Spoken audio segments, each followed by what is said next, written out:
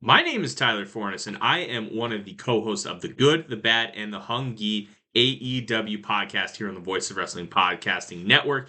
We take a broad scope approach to the world of All Elite Wrestling and the entire universe of Tony Khan. We talk about the big matches, the big stars, the promos, the storylines, and we also look at it from a big picture perspective. How are things going to change over the course of the next 10 years with AEW still in the picture? How are companies like WWE going to adapt and adjust to AEW? Are they going to be a similar way like they did with WCW in the late 1990s? Will there be a counterpunch? We talk about all of that and more on The Good, the Bad, and the Hungy every week on the Voice of Wrestling Network. Lowe's knows you want the best for Dad. This Father's Day, help him take on any project with big deals on DeWalt. Right now, get a free XR8 amp-hour battery when you buy select DeWalt tools.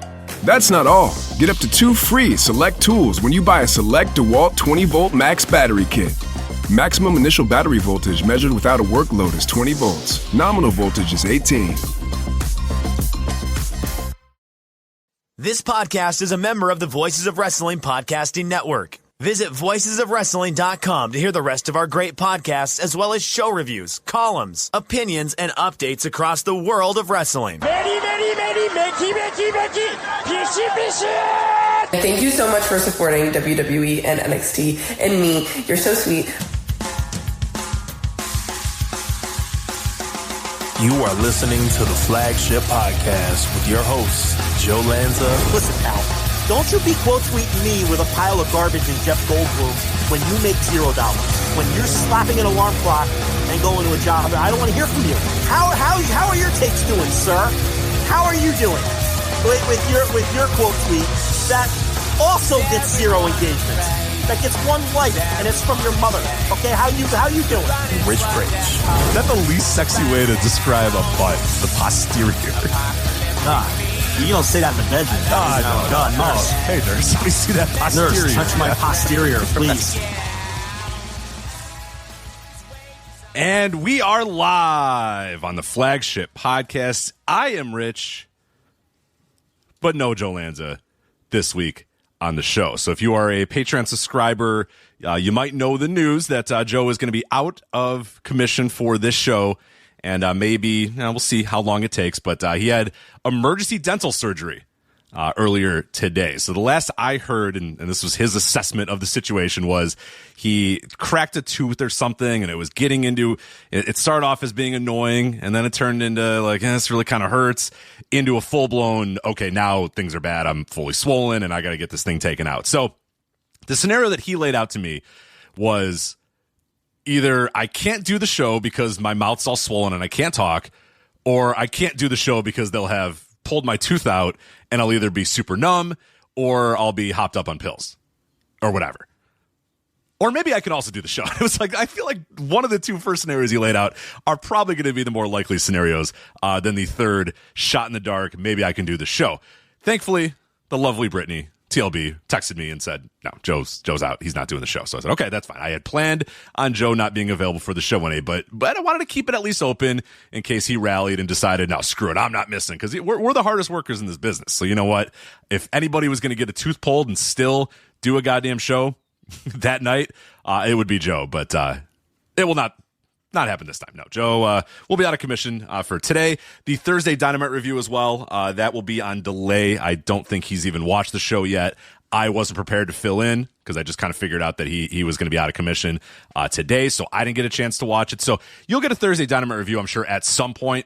I just can't tell you when exactly. But that's okay, because we're here live on the Flagship tonight, and it's not going to be me just alone. It'll be me alone for parts of the show, and we got some news topics and things that we're going to cover. But I'm also going to bring on 2 very, very special guests at different points in the show. So we're hoping that at the top of the hour here, 8 p.m. Central in God's time zone, or 9 p.m. Eastern if you're in that hellscape Eastern time zone, and whatever the hell it is, Pacific and Mountain and all that other stuff, the CEO of Action Wrestling, Matt Griffin, is going to join the show to discuss the Dean 2 show, the booking of the first 2 Dean shows, how the events came to be, the logistics of booking wrestling in 2025, the plans for Dean 3, working with AEW, all the other stuff. So we're going to talk to the CEO of Action Wrestling, Matt Griffin, at the top of the hour here in about 15 minutes or so.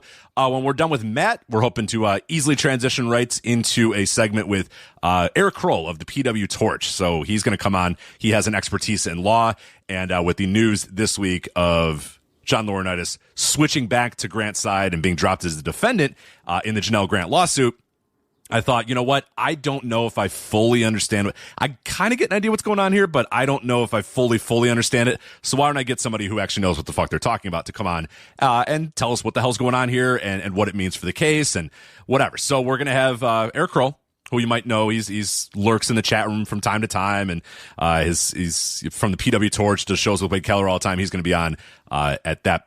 Probably about 9 p.m. Central is my plan, 9 p.m. Central, somewhere around that time. We might go a little long with Matt. We'll see what ends up happening. But the hope is that we do Matt and Eric back to back. And then, we have this little segment here where I got about 15 minutes before Matt comes on. We'll talk about some quick hit news topics. And then when those guys are both done, I'll do the last things I have to do, which is probably going to be the Saturday Night's Main Event review. I don't think I have enough time to do the Saturday Night's Main Event review right now. So we're going to do that probably when we're done with Eric. Maybe 10 p.m. Central, something like that. If you're listening live, this is for the live folks. If you're listening on the podcast app or whatever the hell, just listen, just stay with us. You're going to get your full 3+ hour flagship as normal. And then hopefully Joe is good to go. And we'll be back to our regularly scheduled programming next week. But let's do this week right now. So as I mentioned, we're going to talk to the CEO of Action Wrestling, Matt Griffin, talk about the Dean show. PW Torch's Eric Kroll will join us to talk about the John Laurinaitis flip in the Janelle Grant lawsuit. But some other topics, again, as I mentioned, Saturday Night's Main Event, we will get to that. I will review that towards the end of the show. But let's do some, here's what I have in mind. I'll do this as quick as I possibly can before Matt comes on here. Other topics I want to talk about. The end of Aro Lucha. I think it's Aro Lucha. Who fucking cares? They're gone. That's all we need to know is Aro Lucha is gone. The circumstances of why they decided to announce today that they were done. This is a story that is it's so pro wrestling and it's so carny that you guys just have to sit back and enjoy it. And I might do that at the top of the show because I don't have that much more to add to it, but we'll probably do that. But anyway, we'll run through the other topics and I'll figure out which ones we're going to do. Daisuke Sekimoto, he had a very scary injury earlier today, was stretchered out of the ring in Big Japan Pro Wrestling earlier today after taking a swinging DDT, landing on top of his head and being unable to stand up. We'll talk a little bit about that, the update from Daisuke Sekimoto and the update from Japan on what's going on with him. Trick Williams is your new TNA World Champion. We are not going to review WWE Battleground. Shucks. Gosh darn it, I just don't have enough time. We have too many other topics to get to. Oh, man. I really, really, really wanted to watch. I clearly, of course, you know me, I watched WWE presents NXT Battleground, but darn it, I don't think we have the time to do it on this show. And shucks, wouldn't you know it? I also am not going to have time to talk about TNA Under Siege, but you're used to that. I don't talk about any of these TNA shows anymore, really, for the most part. But that one I heard was particularly awful, so that I find most of current TNA kind of revolting, and I heard that TNA Under Siege was absolutely terrible. So I am not looking forward to watching that whatsoever. So we'll talk a little bit about Trick Williams as your new TNA World Champion and what that means for Joe Hendry, the former champion, because I think that's where the interesting part comes. And maybe I'll start off with this here real quick, and I think it's interesting to note in the ongoing, and then Tony Khan was asked about this to an extent at the presser of after Double or Nothing, that what do you think and what do you make of WWE? And I'm paraphrasing, I forget the exact question, but essentially, what do you think and what do you make of WWE running so many shows, countering you and running shows that are either in the same area as shows that you're running, or running when you have a big pay-per-view, running NXT shows or running major shows the same weekend, to try to take some viewership away from that. We saw it this last weekend. We saw it in Double or Nothing weekend. We saw, obviously, the WWE Battleground show. We saw Saturday Night's Main Event. Now, Saturday Night's Main Event was on the books for a while, but we saw both those shows being combined, Battleground running literally head-to-head with Double or Nothing. And that's going to be clearly, if you look at the rest of the WWE schedule throughout the year, that's something that they're going to continue to do. They have no shame in doing that. They don't mind. And that's old playbook. That's old classic WWE, WWF playbook. That's out of the Vince McMahon playbook. That is not a Paul Levesque invented thing. He is learning that and learned the art of that clearly from his father, who would do that just relentlessly with other territories, and especially once all the territories were dead, or most of the territories were dead, except for Jim Crockett Promotions. And then that's when they would just go back to back and just pile things onto it. So much so, and Joe and I talked about this a little bit on Instant Reaction Live, is that the pay-per-view companies eventually said, you know what? No, enough of this shit. Like, do not run your shows on the same night. We're not going to decide which pay-per-view we're going to air. Because Vince would do this thing where he's like, well, we're running this show the same day that Crockett's running it. So if you don't carry our show, then we're not going to give you WrestleMania. I forget what the original one was. Maybe Survivor Series, I think. And yeah, it was Survivor Series. And the whole idea was, well, you can carry, if you carry Starrcade and choose Starrcade over the Survivor Series, well, we're not going to let you carry WrestleMania or whatever. And almost every pay-per-view provider said, oh, fuck, we will really want WrestleMania, so they didn't carry Starrcade, and they carried Survivor Series. And then the few that said, no, fuck that, we're going to run Starrcade, Vince is just bluffing. He's not going to, say no to us come WrestleMania time. Of course, those people did get WrestleMania anyway, so it was just an absolute bluff, and he didn't actually go through with it. But the idea here is that just, running shows to counter and take some of the eyeballs away and do that sort of stuff. And another example of that just came earlier today when it was announced that WWE is going to hold an NXT TV taping at the 2300, I guess an NXT live TV, I suppose, at the 2300 Arena in Philadelphia on August 19th. So August 19th, NXT TV at the 2300 Arena, the former ECW Arena. That is, if you're wondering, hold on a minute, where's that? 1 week. 1 week before AEW is going to start their 7-show residency at the very same venue. So clearly, darn it. The worst luck. Are you kidding me? Really?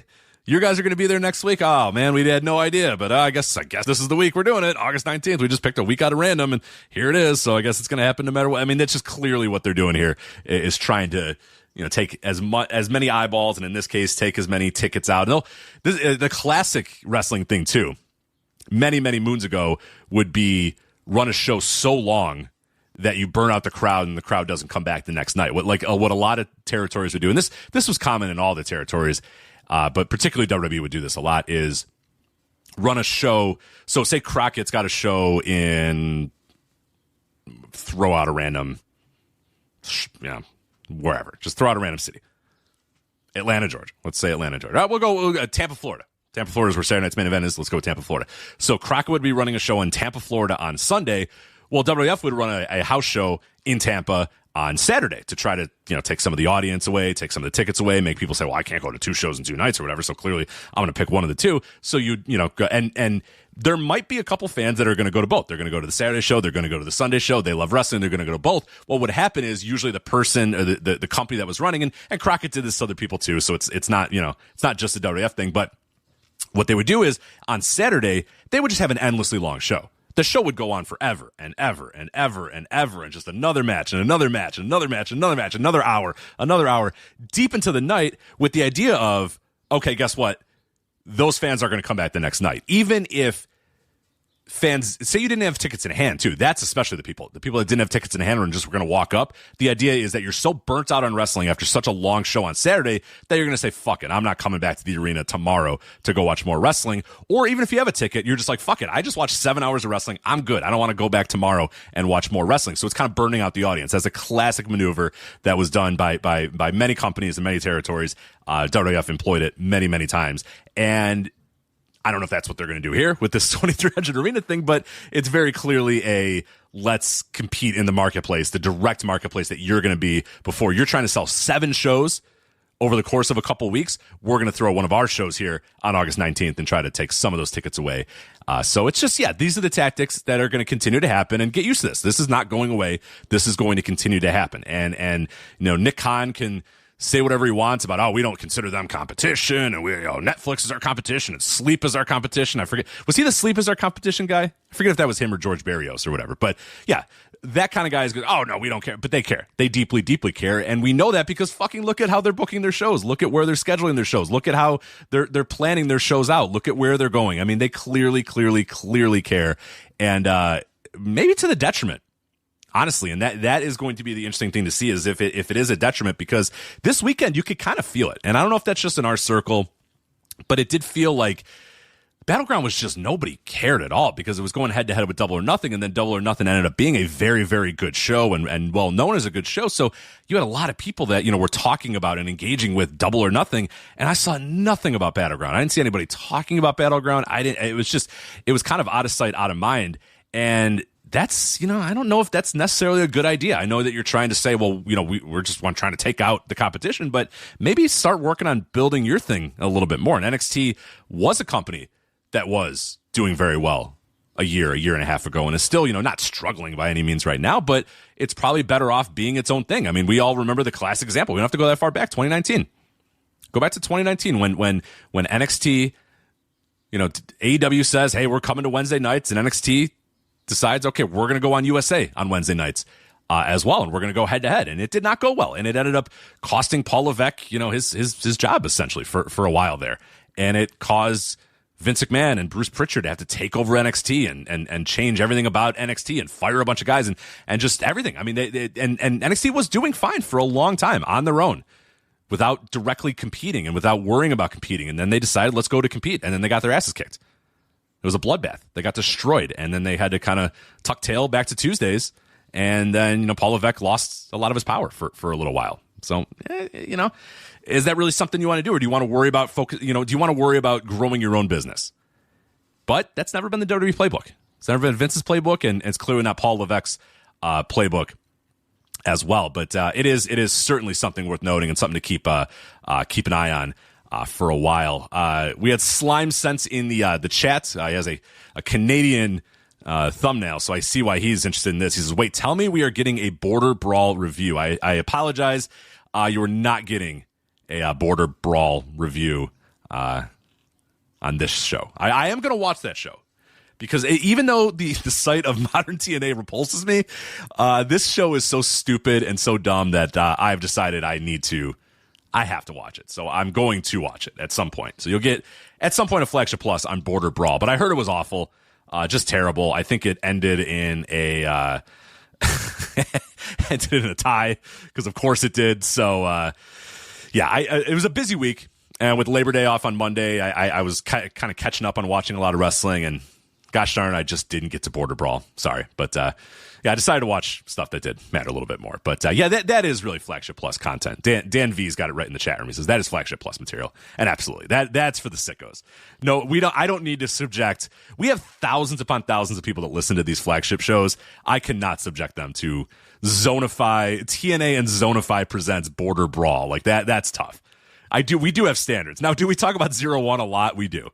We do talk about 0-1 a lot, but I do have at least some standards that I need to try to uphold here and try to make sure that we present the most relevant content to our audiences. So that is a little bit about WWE running the 2300 arena. Let's talk about Aro Lucha a little bit, and then we'll get Matt here in the room in a moment. But all right, let's go to this story. So Aro Lucha, I think it's Aro, right? Aro Lucha? We'll go with Aro Lucha. Anyway, they sent out an email earlier this week, I think yesterday.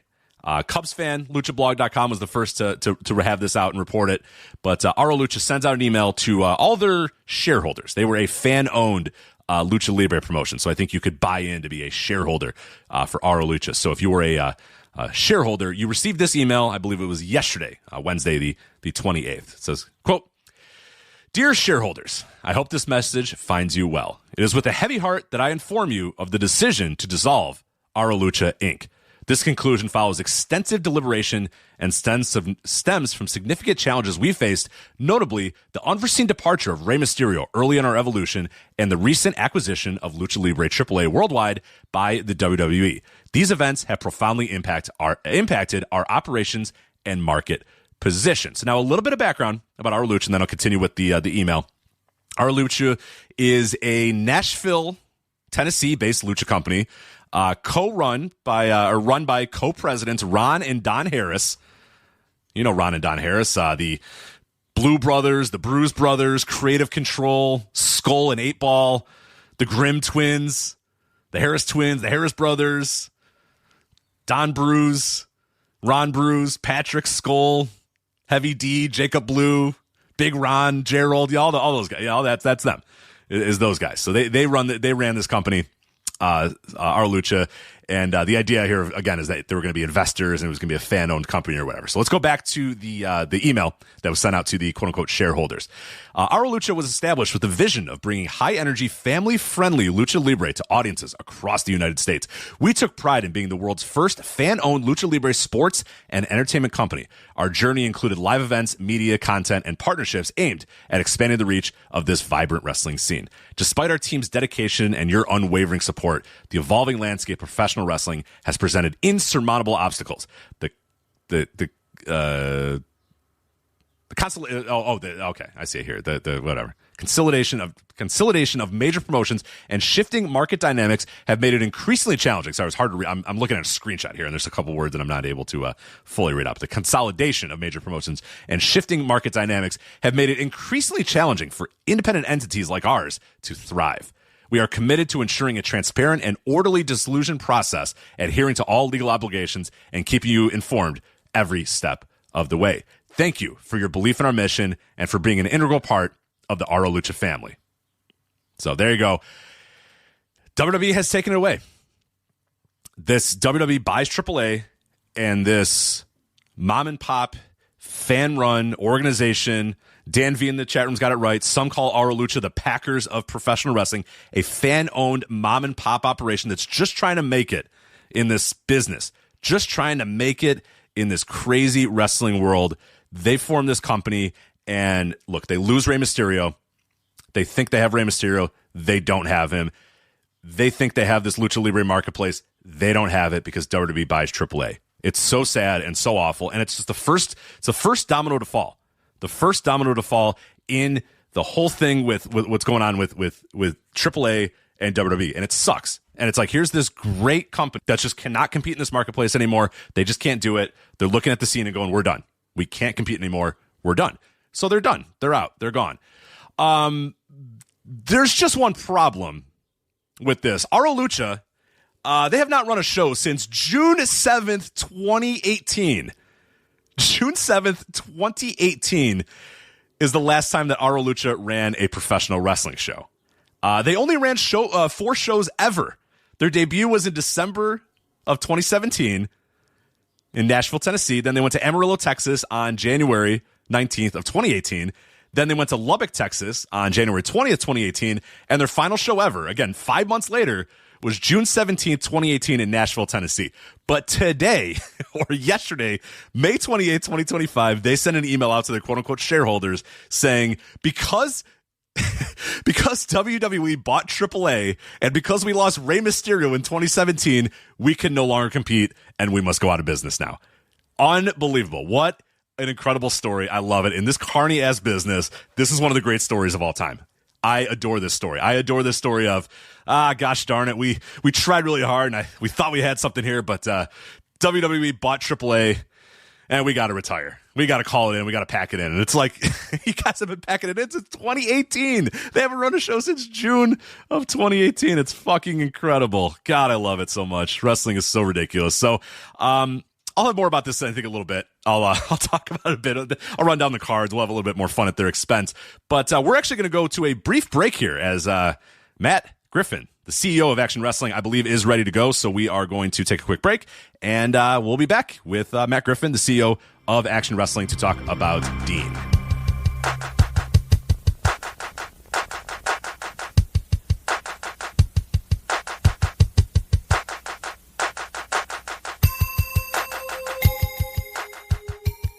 All right, we're back on the flagship here. Thank you guys for dealing with the hold music, the Cisco hold music there for a minute. But we have a very special guest that is joining us right now. It is the CEO of Action Wrestling, Matt Griffin. Matt, thanks for joining us. Hey, it's been a heck of a week. Thanks for having me. Yeah, you've had a hell of a week, man. Yeah, that's why I thought it would be a great idea to get you on here. We were talking a little bit on Twitter DMs about this, and it just so happened to work out perfectly that Joe wasn't able to do the show this week, and we were going to talk about Action's Dean too. So it's perfect that I was in the DMs talking with you about our coverage of Dean, and I was like, well, wait a minute. And you said, hey, if you need any background, you need any insights about the show, like let me know. I'm an open book. And I was like, well, you can let everybody know about that, because I think I need a guest if you're ready to jump on here and help us out. So again, thank you so much for coming on here and chatting with us about Action Wrestling and Action Dean 2, which was a great show, available to watch for free right now on ROH's YouTube channel as well. Absolutely free to watch. Just go to ROH's YouTube channel. It debuted on Tuesday, right? Did it hit the airwaves on, or the digital airwaves on Tuesday, I think? It did. It's entirely free, and it's a heck of a show to watch and check out. And I've been told by people whose opinion I trust that is a very breezy watch. Which Absolutely. Is a compliment to me. Oh, for sure. I have become a champion of and you guys do a good job of this in Action Wrestling. And the big reason why I watch a lot of your guys' shows is I've been pounding home the idea of more independent wrestling shows being comfortable with being like 2 to 3 hours. You know what I mean? Just in that window. 2 hours is fine. You know, if 2 hours is great, I'm fine with. If you want to go 3 hours, that's okay too. But anything past 3, I'm like, all right, let's go. I've had enough, because I've gone to too many indie shows over the years that are just endlessly long, and I'm like, all right, I think we're good here. Come on. You know, that's so tough, because it's like, you're trying to gauge it right. You're trying to give fans value, but at the point where, you have diminishing returns, then the more you do, the less overall gets over, and you dilute your own impact. And, sometimes it's better just to be like, hey, we're going to start at 8, we're going to end at 10, have an intermission, everyone's going to be happy. And lots of times when you have shorter shows, I've noticed people hang out after shows more, and that helps in an invaluable way, because it helps people just chat where they're not really talking as much during the show. You build that, your audience builds community with themselves, and they become friends, and it becomes like, all right, every month I go to this show, I'm going to see my friends, and it becomes kind of a regular thing. And that's really, really what you want. You want people to go ahead and evangelize for your promotion, for your show. Absolutely. That is the absolute best advertising you can possibly have. That's great insight. I hadn't really thought of that, but now that I know, you mention it, like every indie show that I've been to that's over in like 2 hours or 2 hours, 15 minutes or whatever, I hang around, you know what I mean? I'm just like, all right, you stand up, you hang around, you mingle a little bit. Whereas the ones that are 4.5 hours and 5 hours or whatever back in, and not that I dislike these. I love these shows back in the day, the classic, Gabe era Ring of Honor shows where sometimes these things would be 5 and 6 hours. It was like 1, 2, 3. And now again, they were all great matches, and I cherish those memories for sure. But it was like 1, 2, 3, and we all stood up and just like, what I mean? We're just out of that building. Like, we got to get home. I got to wake up tomorrow, or I got to, whatever, just zooming out of that building. But, yeah, it's definitely that's really interesting to hear that from you. But we're talking here about Dean and Action Wrestling, and we got the CEO here in the flesh, ready to talk to us about this. So let's get into it. The Dean 2 show, a follow-up to, of course, Dean 1 from WrestleMania Weekend 2024. It was voted as the best WrestleMania Weekend show by the Voice of Wrestling contributors and writers, to show that Joe and I raved about on this very show. It's just gotten rave reviews across the board. Still one of the to me, one of my favorite WrestleMania Weekend memories ever was watching that show. And one of the things that Joe and I always said is that even if you watched that show and didn't think that all the wrestling was great, or all the matches didn't land with you or whatever, which is fine, what was clear about that show, now I liked most of what I saw in that show, so it wasn't a problem for me, but there were people that said like, yeah, I thought the matches were okay or whatever. But what everybody said about it, and I think what is the best feedback that you can get, is that show felt like a show that was from the heart and all about love. It was like we could see what the vision was, we could see why the show was on, and it just felt like a show that had the care and the purpose and the thought behind it. And it wasn't just let's get a bunch of people in this locker room, and it's you guy and you and just a bunch of guys throw out there, and then you go in for 3 hours, a bunch of guys wrestle each other, and then we're out and we're done. It was like, no, it was a show that was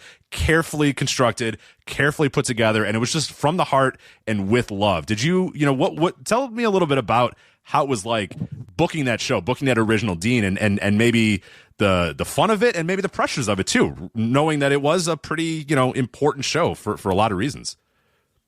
Well, you hit a lot of topics great, and I do appreciate it, and that's one of the reasons I wanted to come on with you, because I know you guys particularly loved, I pay attention to that. Obviously, we promoters are all vain and want to hear feedback, but I do want to hear feedback because, that's how you get better. You have an audience, and I don't believe in just blowing off an audience, be like, well, I liked it, I was happy with it. It's like, no, I want to hear what people think, So with that, yes, it was definitely kind of like it conceived as a love letter to pro wrestling. In how it happened is a few years ago at this point, my friends Phil Schneider and Eric Ritz who I go back with from the Death Valley Driver Review Board, reached out and had wanted to do a show. And they basically pitched the concept to me. And it was a totally different concept than how it worked out, but not really, because it was supposed to be something that was going to be fun, kind of like a throwback to the tape trading days, and not just a show, but I would say the show was definitely carefully curated. There were no just spots on the show. Everybody was selected. Everybody was very carefully selected. That's pretty much how I book all my regular action shows. And when Dean Rasmussen passed away of the Death Valley Driver Review Board, and side note, I knew Dean personally.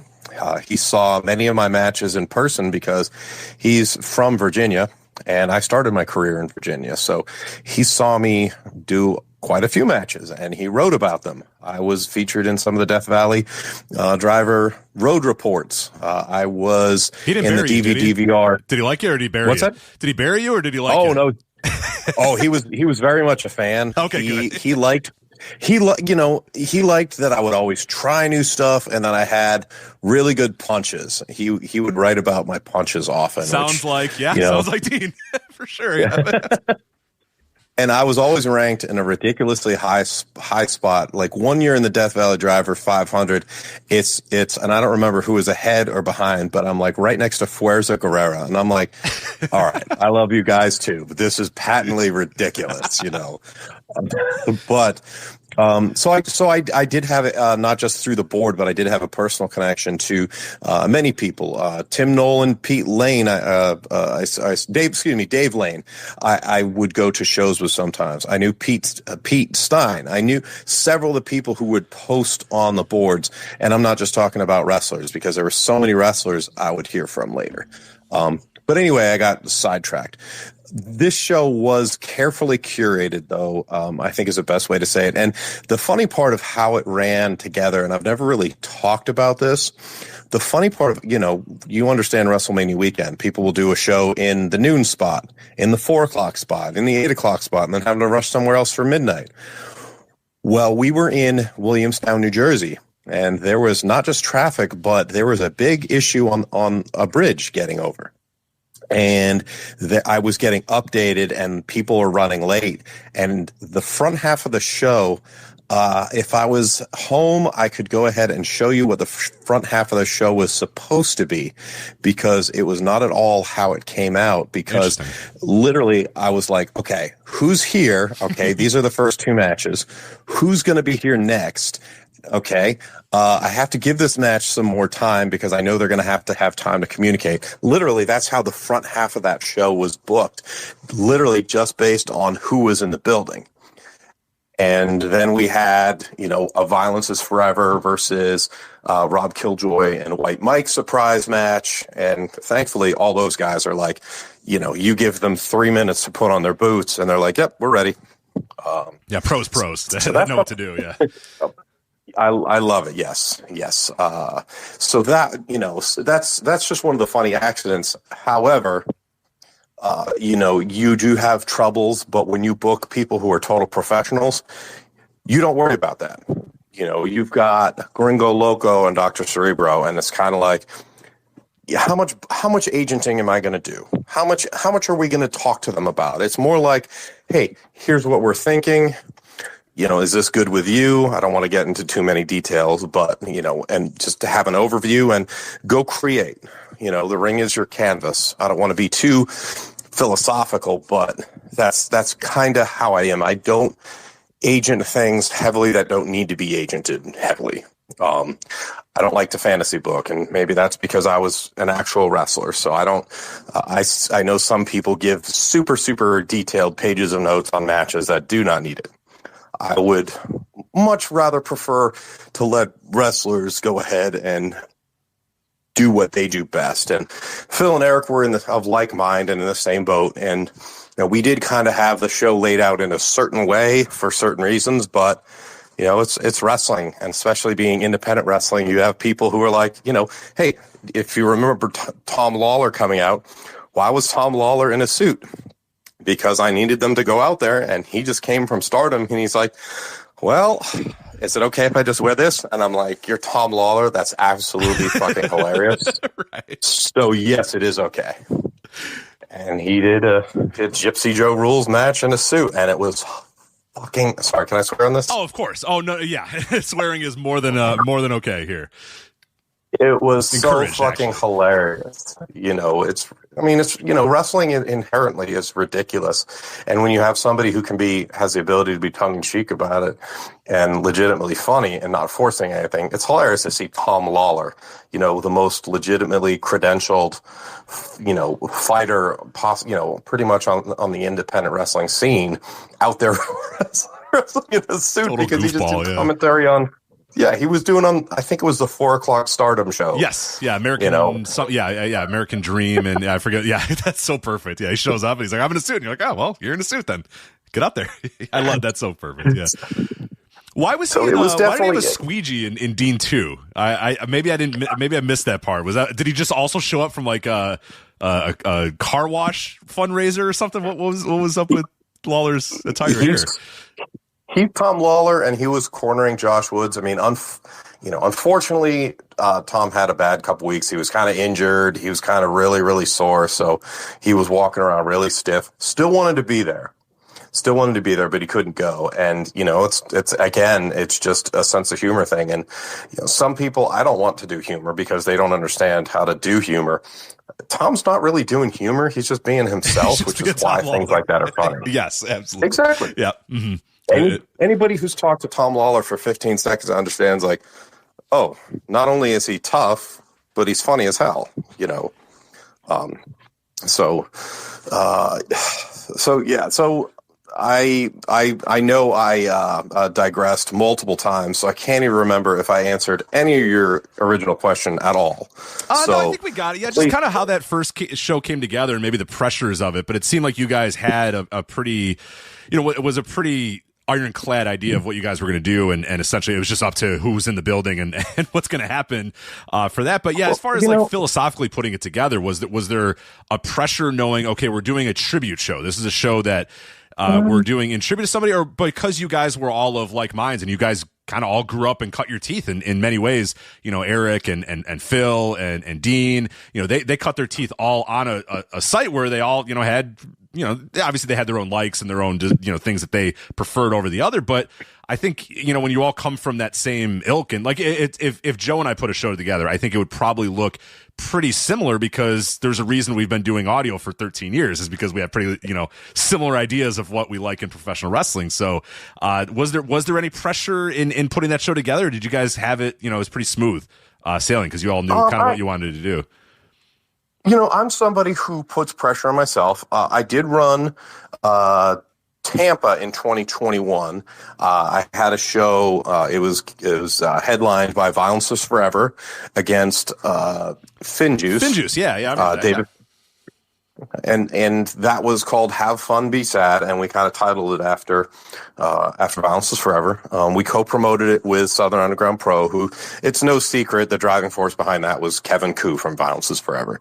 And us and Southern Underground Pro, we were of like-minded promotions, had a lot of similar people, so that was a real easy partnership. So as far as Mania Week pressure, I put myself through a lot of different things because I want to deliver. I'm not going to a weekend like that to go ahead and tape a show, hope I do okay, and maybe make some money back and break even. I'm going to do a show where I attempt to steal the weekend and just absolutely outperform any expectations. So as far as putting it together, we wanted to add, there were things we wanted to hit. It's like, we wanted to, hey, we need a ridiculous war 6-man. We did try to go ahead and include some things that, for example, Dean Rasmussen would have liked. We weren't going to do any of those. A ridiculous 6-man, and that's where the 3 flippy guys versus 3 strong motherfuckers names came from. Yep. Tricked out mat work stuff. We had that covered. We had a lot of different things. And did the show go long? 100% it went long. We also went long because it was Thursday night at 8:00. Had we been going Saturday night at midnight, it would have been a different show because nobody was burned out on a Thursday night. And we had a lot of people we know were only coming to that event. So we were like, we have some grace and some leeway to go ahead and just put on the best kick-ass show possible. And then at some point, and this has served me well since I started running Action Wrestling 7 years ago, you just got to book it and lay it out as best you can, and then let the wrestlers and performers do what they do. And they did. I've said this in regard to my action shows in Georgia. Like I've talked with Phil and Eric, because this was their first foray into promoting, and they chose somebody who, hey, they liked action wrestling. They like and know and understand and trust me, which is, rare in promoting and important. So at some point it's like, hey, we're going to lay this out the best we can. We're going to go ahead and let the wrestlers make us look like the most brilliant promoters who've ever existed. So really all the accolades for show of the year don't go to us. They go to everybody who performed on the show. Because even if you have a match that's not like a total banger main event, oh my God, that was awesome. Early matches, and for that show, we had Alex Kane and Colby Carino open. And if you recall, they had a real headlock challenge intensive match. Mm-hmm.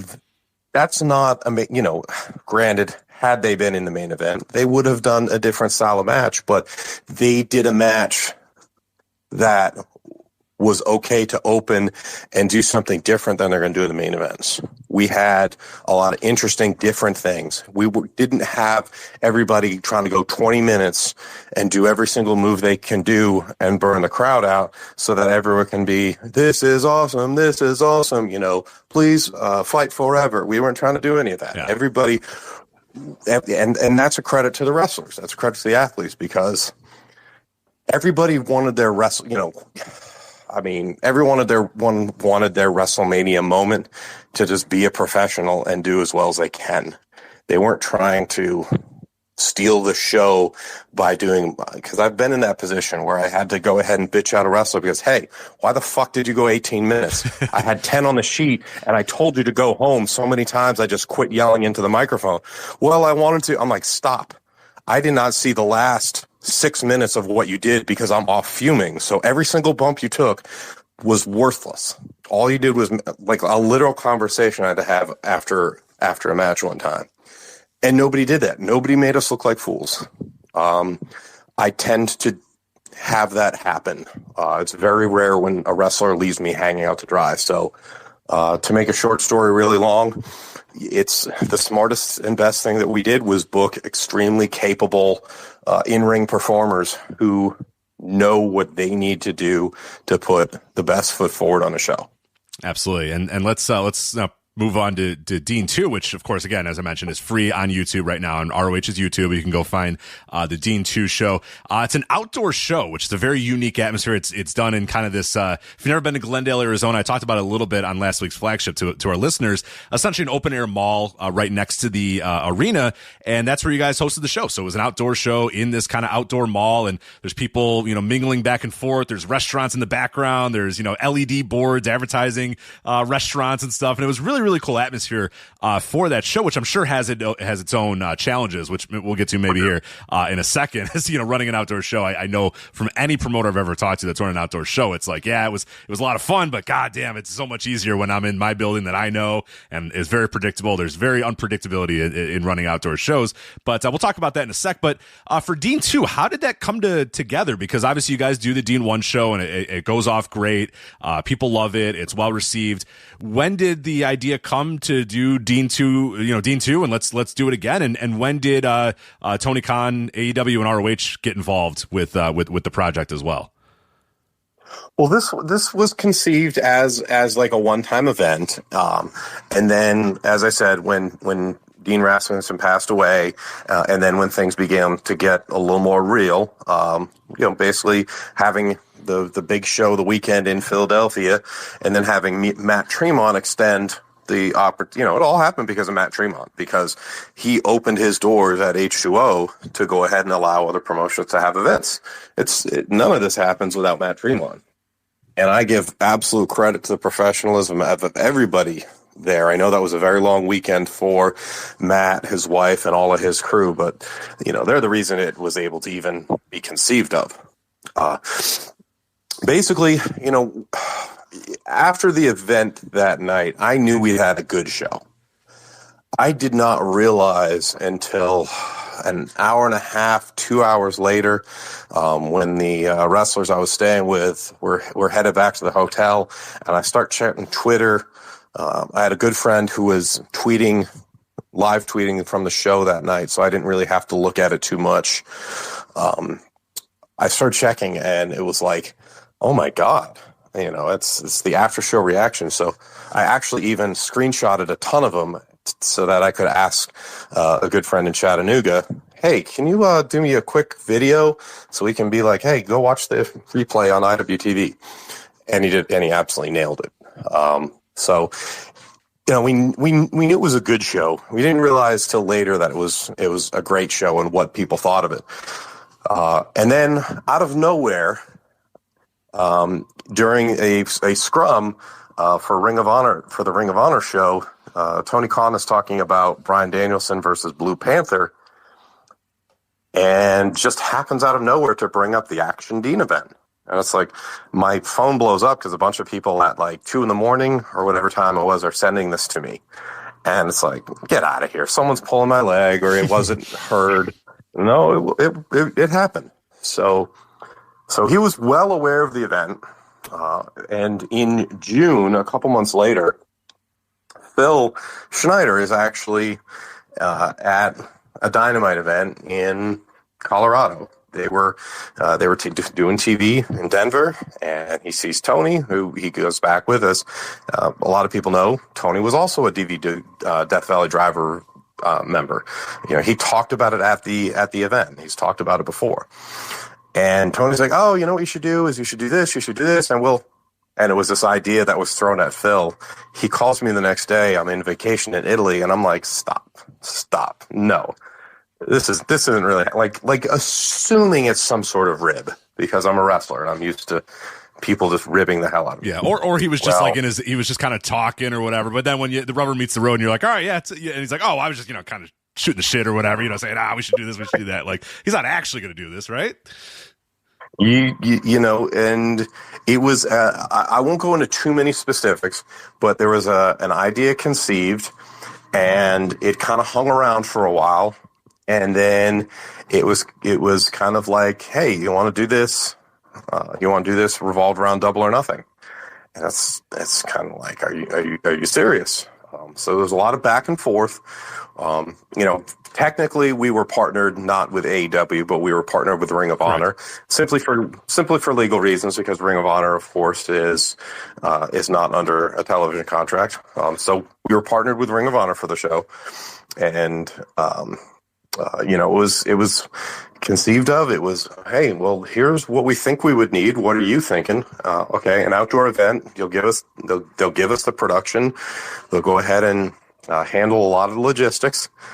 And as an independent promoter, I'm not used to having tons of people who do everything. Yeah, I mean, I'm, when I do a show, an action show, I mean, realistically, the crew, everybody was fantastic that we dealt with. Everybody was great, and that made it easy. I mean, I'm used to showing up to an action show at noon, and I'm hauling the trailer with the ring in it, and we get to go set up, and we got to set up the music, and we got to do the ring and chairs and everything, and so it was real simple. And in the concepts, I won't go into too much detail because frankly, some of it is less interesting. But we had Phil, Eric, and I. We discussed people. We on our end to people from our end who had been on the first show. We knew because of the nature of it, we were not going to be able to include everybody. But we only wanted to include people from our end who were on the first show. And it was made clear to us we would get some wrestlers from CMLL and be able to do a Cibernetico. It was made clear that we'd be able to have some wrestlers from Ring of Honor. And there are, without getting into too many specifics, there were certain talents we thought would be available. And we kind of had a list. We kind of had a wish list. And we got many of the people. I mean, it's no secret that, for example, J.D. Drake and Anthony Henry are favorites of mine. I've used both for years. Anthony was actually an Action World Champion.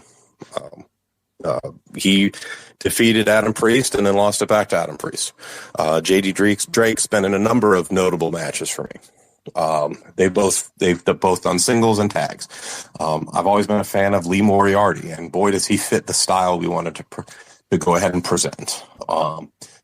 Veterans, somebody who has been around a long time and can still go like Rhino. Oh my God. I mean, that's easy. Josh Woods is somebody who, is in my estimation, very underrated with what he can do. So it was kind of one of those situations where we had a wish list. We kind of dream match some people. And we were, there were some suggestions that we were able to get as well. And we were able to make honestly a hell of a show. Obviously there was input from Tony because this is, on his end, big part of his baby. He essentially joined the creative team, which is wonderful and sounds crazy to say, but it's just people who were on a message board 20 plus years ago talking about enjoying wrestling, and now we get to put a show together. And so that's kind of how it came together. And we talked in the weeks before. We had many conversations with production, with logistics, and so on. And everybody we dealt with was great and had the highest level of professionalism. And it was just a really cool event. Heck, I mean, if you watch the show, you can see what Bryan Danielson himself said about independent wrestling and the type of show that was happening right in front of him.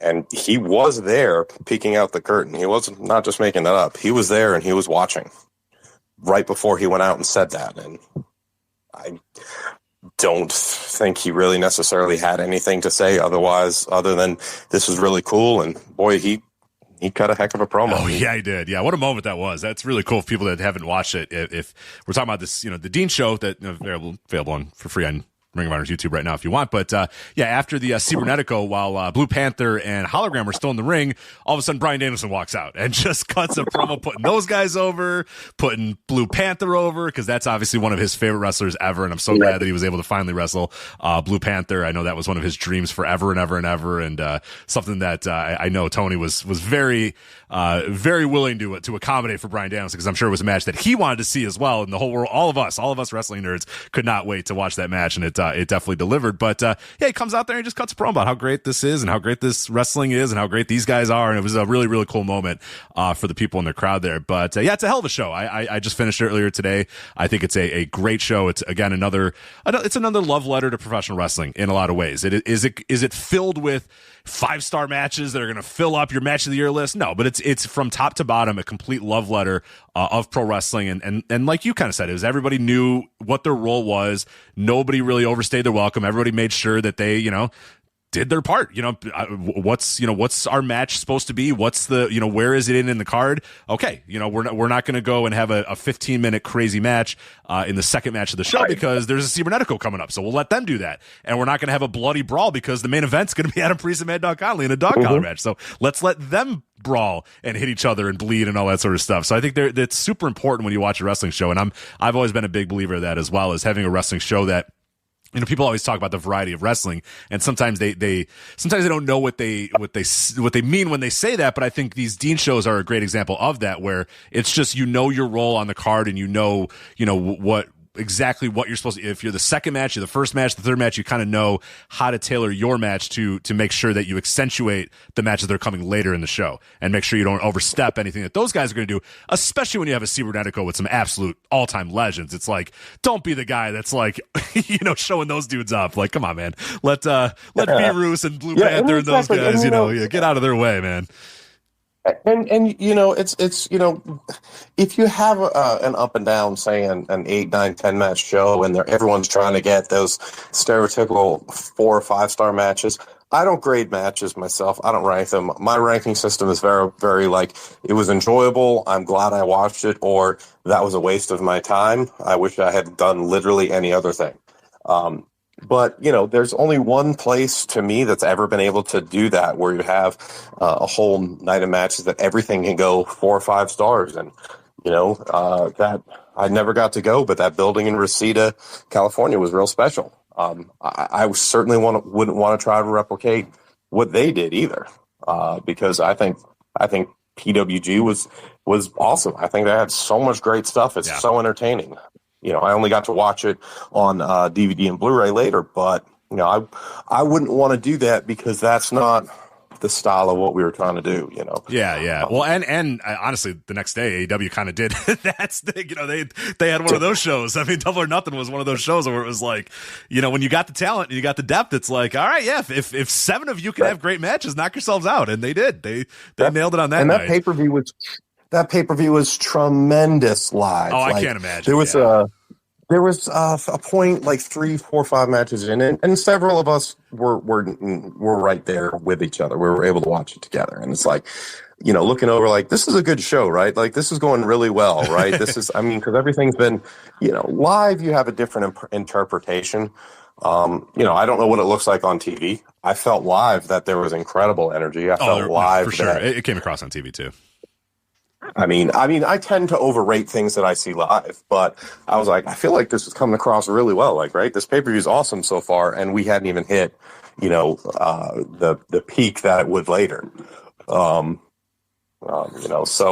I think scaling shows is definitely, Manders and Rhino went out to have the match they had, and it was a great open. Had they tried to go 15 minutes, would they have done better, or would it have just been like that match should have ended several minutes ago? Right. Especially, of course, the flip side of that, had, Manders and Rhino been 6 or 7 out of 7, they could have had a different style match and also would have banged. It's versatile workers know to have different style matches depending on where they are on the card and what's needed.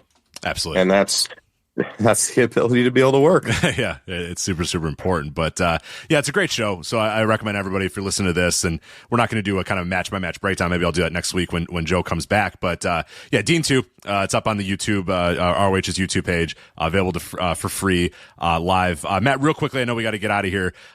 Any challenges you had running this show? Obviously, with the outdoor venue, it's always going to be an issue. And I know that Dylan and Mo's on commentary were talking about how hot it was. I wasn't there, but it was like, so it was about 100 at bell time, or a little over 100 degrees at bell time? I don't believe it was that high at bell time, but earlier in the day, I believe it was. But to me, I mean, I was spent 4 years in New Orleans when I was in the Marine Corps, and then I've been in Georgia the last 20 years. Oh, you're good. And you guys are good. The dry heat, yeah. Yeah, so 95 in Arizona is not 95 in Atlanta. No. Because I was wearing, somebody even said it's a special occasion when Dylan Hales and Matt Griffin are both wearing pants. Wait, Dylan was wearing pants? I believe he was. I believe he had very pants special on. occasion. I'll tell you that. Yeah. I mean, I mean, I put on a blazer and I had on, I was like, we're going to look good. We're going to look good. Like, even though it's an outdoor event, we're going to look like we belong. But I figured Dylan would wear the blazer but then still have basketball shorts on. The button up, the tie, the blazer, but then still basketball shorts. Yeah. Well, the reason you never saw them is because they were in a nice, cool production truck they're bitching doing and moaning. commentary. Hold on a minute. Those guys are bitching and moaning about the weather. I am going to shatter the wall of kayfabe and just say, yeah, they were. But it was not bad. Very obviously, I mean, there were people who were starting to come up and gather around the guardrails an hour before the event started. So it was definitely not bad. That whole thing about it's the dry heat, it's the humidity is very much real. Oh yeah, anybody who disputes it, all you need to do is go to the American South in July or August, and yes, there you go. I used to go to Charleston, South Carolina a lot, and that's yeah, it's a different animal. I'm telling you, it's like 100% humidity in the American South. It's a different animal altogether. But I will say the challenges are just going in, and we had help from many people, and there were some in particular. It was like, all right, so what are you thinking the night before in a conversation? And I was like, well, I think we're good here. I think we're good here. I think the biggest thing is the one thing you can't control is if everybody shows up, if there's flight delays. And then the other thing is, how do people react? What's the vibe? I like outdoor events if the vibe is right.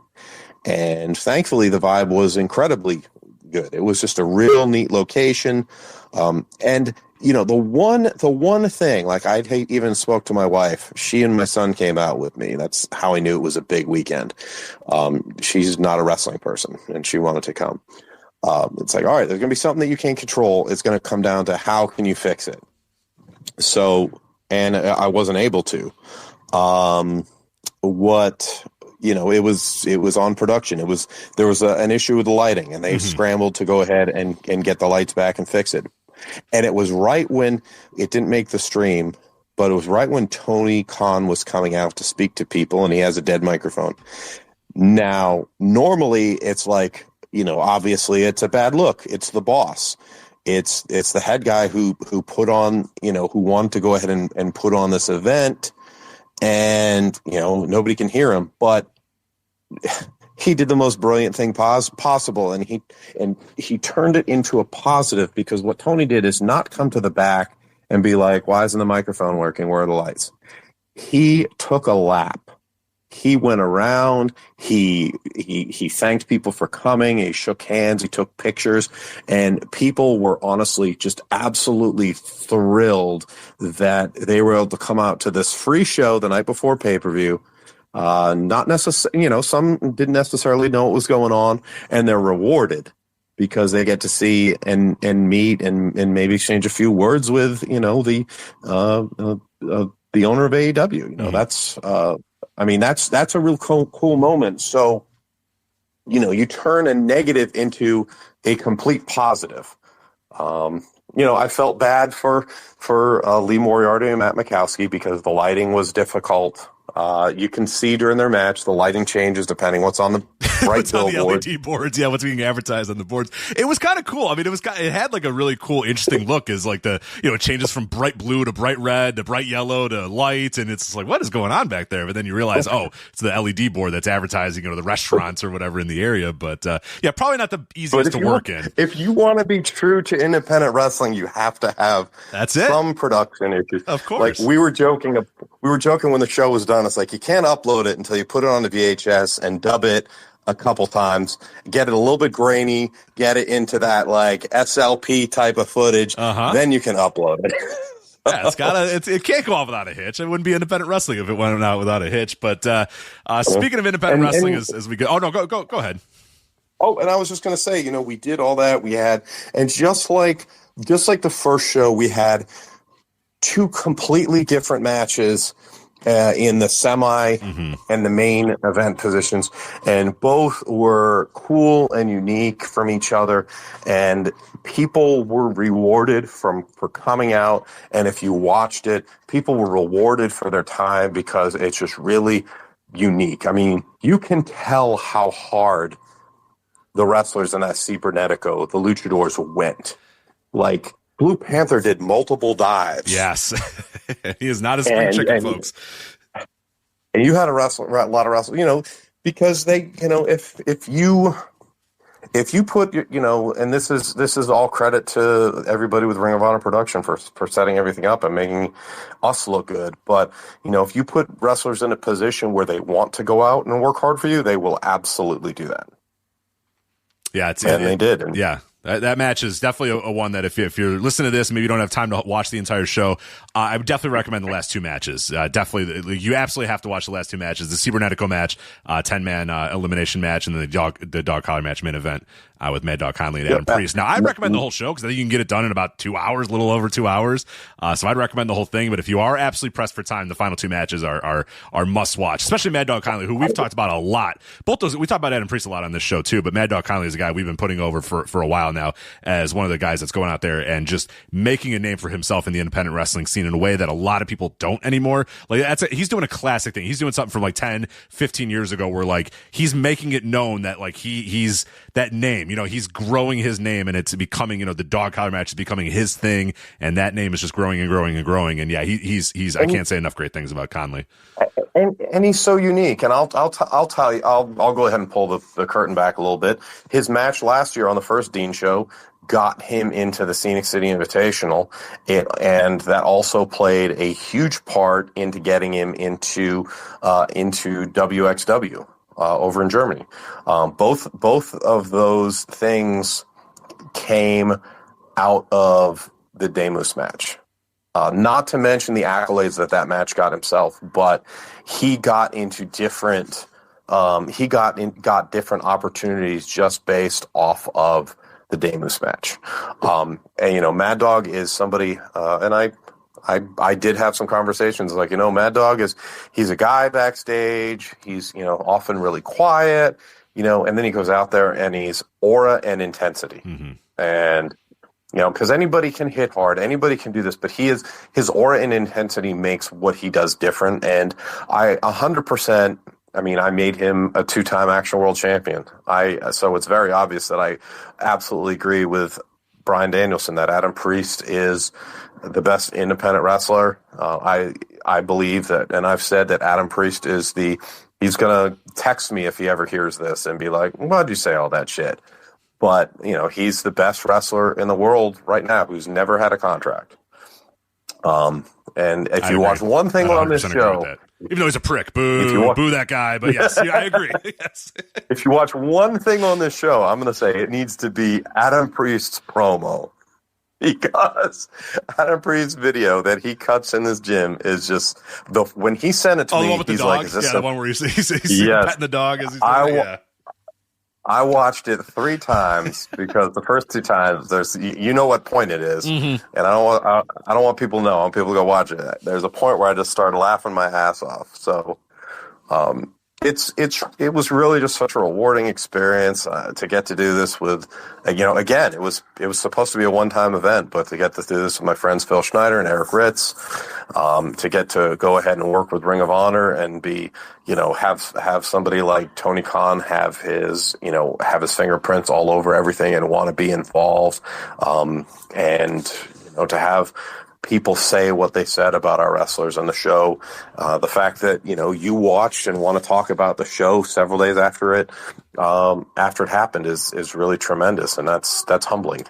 Absolutely. Yeah. And it's not done yet because, folks, the second Dean co-promoted show with Ring of Honor coming up this September, 2300 Arena in Philadelphia, Dean 3. I'm sure we'll get some stuff coming out about that pretty soon, right? Or where are you guys at in terms of the planning of that? You don't have to have to pull the whole curtain back or whatever, but you got some time until September. Without getting too specific, there are definitely some things in the can ready to go, just pending confirmation. You know how it goes, and with me personally, I never say anything until it's 100%. This is good to go. I really hate to let loose and then have to change stuff. Obviously, it's going to depend on some of the things with their schedule, but there are it's definitely once confirmed, I think some things will be ready to launch out, and it's going to be exciting. And it's going to be at 2300. So I hope people will be able to go ahead and come see a real special event.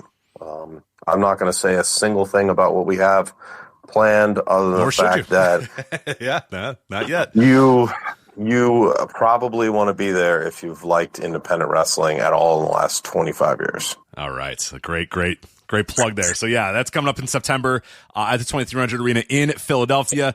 Matt, before we let you go again, thank you so much for giving us your time. Action Wrestling. So we've talked about the Dean shows, but you guys are running shows all the time there at Action Wrestling. You can watch them if you're in Georgia. Go there live. Go watch the shows live.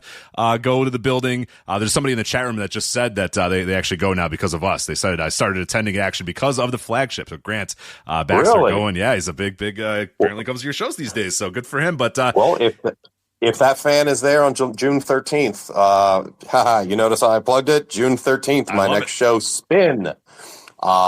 Please come and say hello and let me know, and I'll go ahead and send you a picture.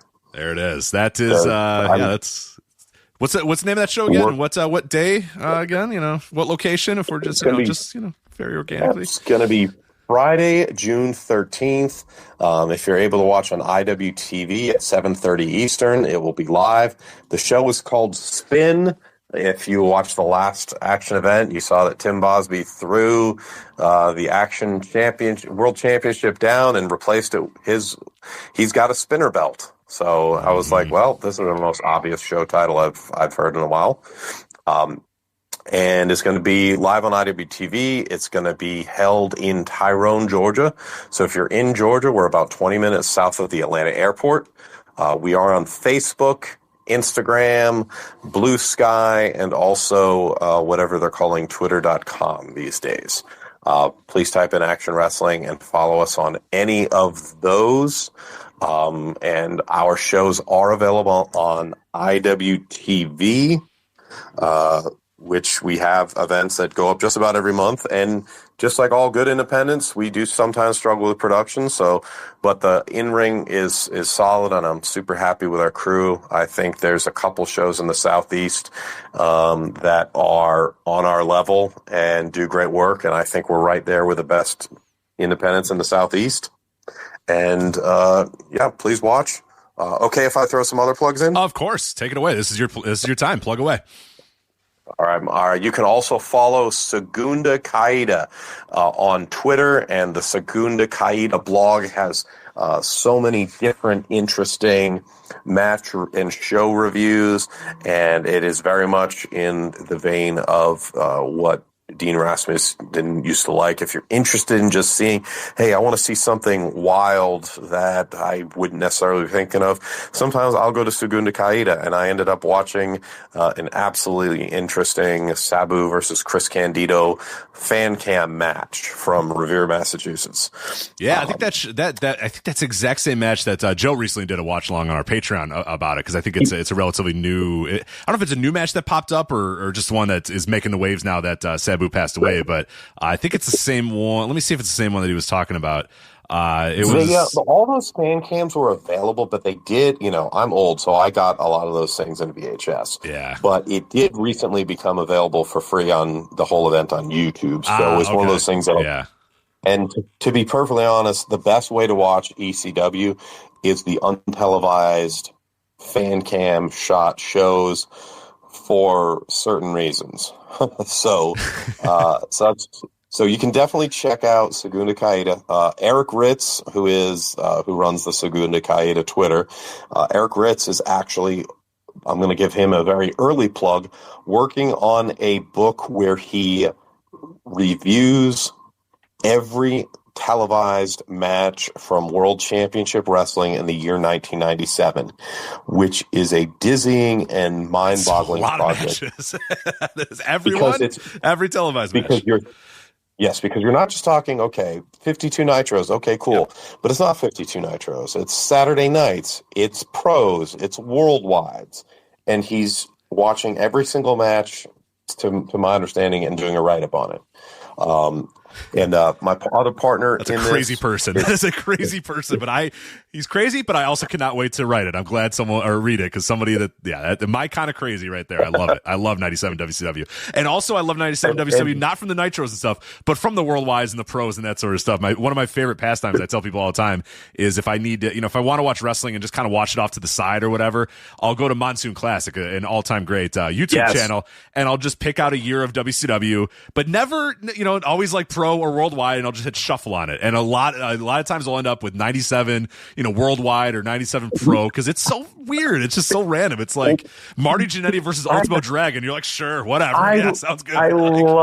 I love just such style clash matches where you see it like I think I saw Macho. I don't recall what year, but Macho versus Ultimo Dragon, and then like Liz Mark Jr. versus Ric Flair, and I don't recall always the time. Like Hacksaw Jim Duggan versus Super Colo was a match we were laughing about this weekend. How could you not watch that? Like just absolutely insane stuff thinking about looking back that we didn't really realize at the time because it was like all these people are in the locker room at the same time. Yeah. And then they're just like, it's wild. A lot of matches that can only happen in that era. It only could happen in WCW when they employed 350 people and just had hours of TV to burn. And they're like, whatever, Juggin, Colo, get out there, whatever. You know what I mean? And I love that. Like who would pick, like that's kind of where like who would pick Tank and Jade Newman to work Gringo Loco and Ares. Right. And it's like, that was a wild, fun Styles Class matches on Dean too. Like it's one of those type of things that's like, will this work? Don't know, but we're going to try it. Right. Tank and Gringo Loco in the same match together is like one of those ones 20 years from now, you're going to look at that and be like, my God, really? Wow. Okay. Let's see what it's like. And it's awesome. And sometimes you're like, should this work? Will this work? I don't know, but it was very, very fun to watch. And I'm also going to throw in a plug for Phil Schneider. He has a book that is published. It is out. It's called The Way of the Blade. But there is also a new edition you can pick up on Indiegogo. It's a sequel. It's Way of the Blade, but it's going to be the AEW edition with all AEW matches. And that's like a history of great bloody matches. And Phil also does a lot of writing. He wrote a Yahoo article that may or may not have gotten somebody in trouble unknowingly and should not have for about 5 minutes. But he just recently wrote an article on North Carolina independent wrestling, Champaign, and he does a lot of interesting writing on Yahoo. I'm hopeful. I've been inspired over the last week by the two of them. I've got a book project in mind. If I'm still thinking about it in a week or two, I might make some pitches and see about it. It's something that I would be capable of writing. I don't know if I have the time or bandwidth to do it, but I'm very interested. So more wrestling writing is good for me, man. Yeah, it's something we always talk about in this show is guys that can talk ball, and those dudes, those guys, Phil and Eric and you and everybody that was at the DVDR and Saguna Kaeda and the brain trust behind Dean. Those are guys that can talk ball and love wrestling, and that's what it is. We need more people that love wrestling, man. That's it. Love wrestling, and I want to talk about it and write about it and put content out about it is what we need more of. Yeah, because it's one thing to go ahead and watch something and enjoy it and in its own vacuum. And, we all do that. But then when you see something that just strikes you to put down words and not just enjoy it, but tell somebody else about it. Yeah. That's why I don't mind when people do star ratings on matches because it's like, this is an opinion. This is a match I really liked or maybe I didn't like. And let's talk about it because, I'm very much interested. Like when people put their own 500 match lists out. Of course, they're all inherently ridiculous. That's not the point. The people debate the PWI 500. People debate any list, but it doesn't matter. The whole point is to go ahead and talk about what you like based on whatever your standards are, and maybe somebody will go ahead and type a wrestler they've never heard of into YouTube, and they'll find something. I have people, when I was in NWA Wildside, that promotion died over 20 years ago. I still have people talk to me about matches because Bill Behrens is exceptionally good about uploading old Wildside stuff. It's on IWTV, full episodes. And I have people who are watching it and talking to me about it. Sometimes they bring up matches that I absolutely forget I had. And that's cool and unique because wrestling is an evergreen sport. it goes year round. Pro wrestling is not like, okay, well, once the Super Bowl's over, it doesn't matter once the preseason starts. You know, people don't generally go back and watch old NFL games and old Super Bowls and old playoff games the way they do wrestling. So wrestling is so evergreen. The more you write about it, no matter how old it is, if you liked it and tell somebody else about it, that's a very unique thing we can do in the sport. There's not a lot of people who are currently writing articles about the 1987 Cincinnati Bengals, you know, for example. But people will talk and know about wrestling. You and I both know what major wrestling events happened in 1987 and can talk about them and talk about the main events that happened in that time. And that's such a cool thing with this sport that we get to go ahead and do. So now I'm going to step off my soapbox, and I appreciate. If you recall, when we started this, I'm like, well, maybe more like half an hour, not an hour. And we've gone about it. I'm sorry. No, you talk about wrestling. It's hard to not talk about. That's why we do a 3-hour show every single week. Because how do you not talk about wrestling for way longer than you want to? Because it's so great. How do you not? This is a sport built on manipulating someone's emotions, bringing them to I've just to put myself over, I've been performing as a manager and a wrestler again in this last year, and the last couple weeks before Dean 2, I get to go ahead and do some fairly important matches for me in Georgia. How can you not enjoy manipulating people and making them hate you? And when you're bleeding, they are cheering. I had to tell my 10-year-old son, like, remember, when they boo us, because he was involved in one of my matches in Angles, a 10-year-old, and he did great. But I said, when they boo us, that's like cheers, because we're the bad guys. We don't want them to go ahead and cheer us, because then we're not doing it correctly. If they boo us, then we're doing it right. And he gets it. That's it. How can you not love the fact that you can manipulate people? And it's not like a sport where you got a time clock. If I do a move and people are booing and I just stand there and soak it in, it's the most, I can't explain why, other than the fact that I just love everything about the sport of pro wrestling. It's incredible. It is incredible, man. Yeah, it is something else. But Matt, I want to thank you so much for giving us your time here. Sorry we took a little bit too much of your time, but you know what? That's fine. I think we all had a lot of fun here. So this has been great. Ask me anytime. Yeah, we're going to have you back on on and talk about Dean 3. Yeah, you're going to have you back on at some point, maybe closer to Dean 3. But again, last plugs out of the way. Matt Griffin, the CEO of Action Wrestling. You told me you had that before Mercedes Moné did as well. So she stole it from you. So maybe next time you see Tony, tell him, let Mercedes know. I was the CEO before she was, but it's fine. She could have it now. But just so you know, it was me first. But anyway, the CEO of Action Wrestling, Matt Griffin. Again, you can watch Action Wrestling on independentwrestling.tv. Show coming up just in, June 13th, right? June 13th, 2025 for that show, Spin. June 13th, we have Adam Priest challenging Tim Bosby, who will be accompanied by the AD Dylan Hales. He's challenging.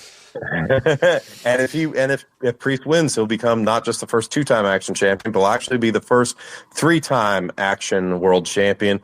We've also got the ace Eric Royal taking on Darian Bengston, and Casey Owens taking on former stablemate Alex Kane. We got a lot of stuff coming up, so thanks so much to everyone. Whether you're watching my show, whether you're watching other independent wrestling, please watch, talk about it, tweet about it, tell a friend what you like, tell a friend what you didn't like, and just keep it going, because this is the real lifeblood of the sport. Absolutely. Matt, thank you again for coming on here. Follow Action Wrestling on all of the social media. Just look up Action Wrestling. You'll find it there. I'll try to link as much as I can in the show notes as well. And then, of course, Dean 2 available to watch for free right now on the Ring of Honor YouTube channel. Matt, thank you so much for your time. Thank you. This has been an awesome hour. Appreciate you. All right, guys, we're going to take a quick break. We're going to try to get Eric on here from the PW Torch to talk about the John Laurinaitis news, but just stick with us. We're going to put the whole music on for a minute, and we'll be right back with Eric.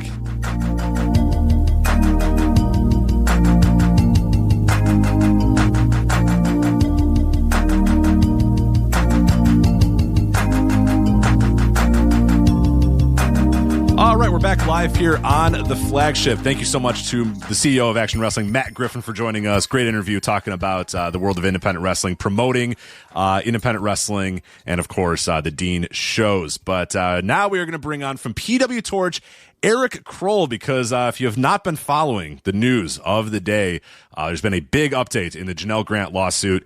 Huge news this week with John Laurinaitis switching back to the Grant side and being dropped as a defendant, as I talked about in the earlier part of the show. I don't know a whole lot about the law stuff. I don't know. I could give you everything that I know about it, but why would I do that? I'm an idiot. I don't know what I'm talking about. Why don't I bring on someone who does know what they're talking about? And that is going to be PW Torch's Eric Kroll, who has expertise in law. Eric, how are you? Hey, Rich, it's Eric, or as I am known on the indies, Andrew Jackass. You're Andrew Jackass. It's me. Yep. That's you. You're Andrew Jackass. For people who do not know the inside joke, which is phenomenal, an all-time great Dave Meltzer moment from yesterday's Wrestling Observer Radio, where he's live on the air with him and Brian Alvarez, and all of a sudden Dave's phone rings, and it goes, boom, it goes, dun, dun. He's got like his ringer on or whatever, and it goes, incoming call from Andrew Jackass. And he's like, I got to take this. And everyone's like, who's Andrew Jackass? Who is in his phone as Andrew Jackass? But apparently it's Eric. Fantastic. Yeah. That's your working. Is that when you check into hotels, just so, because you don't want people saying, hey, is that PW Torch's Eric Kroll that's staying at that hotel? So you check in as Andrew Jackass. I'll always use a fake name and check in a hotel. You don't want to be woken up at 3 a.m. with a prank phone call. No. Yeah. So that is smart of you. Yeah. There was, what was the one great one? There was the Michael Vick one. What was that one? Ron Mexico? Was it Ron Mexico? Was that Vic or who was that? I think that was Michael Vick, which is incredible. Ron Mexico. Yeah. It's such a good name. God. All right. Anyway, so welcome to the show, Andrew Jackass. So thank you. I'm happy to be on one of my favorite wrestling podcasts, and I just want to take a moment before we dive into this very serious topic to talk about another serious topic. I want to publicly denounce the false rumor that Joe Lanza, in fact, has the flu, and that's why he missed tonight. It's just not true. That Joe has the flu. Do not write in the paper that Joe Lanza has the flu. Record's still perfect. According to him, yeah. I mean, he told me it's a tooth, but I haven't seen any x-rays. I haven't seen a tooth. I don't see a picture of a tooth. I don't see him holding a tooth. I don't, so it could be the flu. I don't know. Hard to say. But you're not saying that, though, and I'm not saying that either. Yeah. So we're obviously not saying that he has the flu, but it is conspicuous. Yeah, he's conspicuous by his absence, indeed. But now we can get to the serious topic at hand here. It is the latest in the Janelle Grant lawsuit, and big news this week. Quick little recap here, and then we'll get into some discussion here with Eric, who I guess we'll give you credentials too, so I don't just say, hey, here's a guy who knows law. So we'll probably give you credentials here to say, well, let's do that now. Why the hell would I bring you on here to talk about John Laurinaitis? So by way of background, I am not a lawyer, but I have spent many hours in courtrooms and talking to lawyers, prosecutors and defense attorneys, plaintiffs' lawyers, defendants' lawyers, in learning about the legal process as a longtime political journalist in Chicago, Illinois, a state with a lot of political corruption and a lot of criminal trials and civil lawsuits that stem from that. So I have enough working familiarity to feel confident to talk about this a little bit. Absolutely. All right. So what's going on here is, and this is a report from Law 360, quote, a former World Wrestling Entertainment executive named by a former staffer in a graphic sexual assault and trafficking suit will now cooperate with the staffer against WWE and co-founder Vince McMahon after he was dismissed from the suit Wednesday. Plaintiff Janelle Grant and John Laurinaitis reached what representatives for both termed a, quote, confidential settlement in which the former WWE executive and retired wrestler, quote, has agreed to cooperate and provide evidence against McMahon and the organization. The suit, filed by Grant in January of 2024, accused McMahon and WWE of assault, trafficking, enforcing an illegal non-disclosure agreement, and paying her $1 million in hush money, and alleged that Laurinaitis took part in the assault and the trafficking. So now if people have been following this story either on your own or from the Flagship, you might know that the way that John Laurinaitis has been involved in this is he's been a defendant from day one, the entire case, and that's why I always wanted to fight back when people said the Vince McMahon lawsuit. No. It's the Vince McMahon, WWE, and John Laurinaitis lawsuit. All three of those names are listed on there. So John Laurinaitis and FEC, if you read the complaint and you read anything there, which you do on your own time, we're not going to cover it here, the stuff that Laurinaitis is accused of is pretty heinous stuff, and it's all kind of laid out in there. So initially, John Laurinaitis in forget the exact month, decided to start to kind of cooperate with the Janelle Grant side and say, you know what, and the term he continued to use was, I'm a victim here. I am also a victim. I was coerced by McMahon to perform these acts, and I'm just as much of a victim, or maybe not just as much of a victim, but I am a victim as well. And me and Janelle are both victims in this case. And that turned around in May 2024 when he flipped away from the Grant side and said that he was going to work, with WWE and McMahon, and saying that, quote, we will fight these false allegations together, Mr. McMahon and I, in the proper forum. So he flipped, from being maybe on the Grant side to then working with McMahon to fight the false allegations to now today what we have the news of him sort of being dropped as a defendant and joining in a settlement with Janelle Grant. So in the best way that you can, and I kind of try to describe it a little bit there, but you can do it in much better terms, what has his involvement been in this lawsuit so far? How is John Laurinaitis, Johnny Ace, as people might know him as in wrestler, what has his involvement been so far, other than, the recap that I kind of did there haphazardly? So he is a former All Japan Pro Wrestling World Tag Champ with Kenta Kobashi, Dr. Death, Steve Williams, and Bart Gunn, which I admit I missed that short run, I assume. He is the popularizer of the Ace Crusher, and he's the brother of the late Road Warrior Animal, Joe Laurinaitis.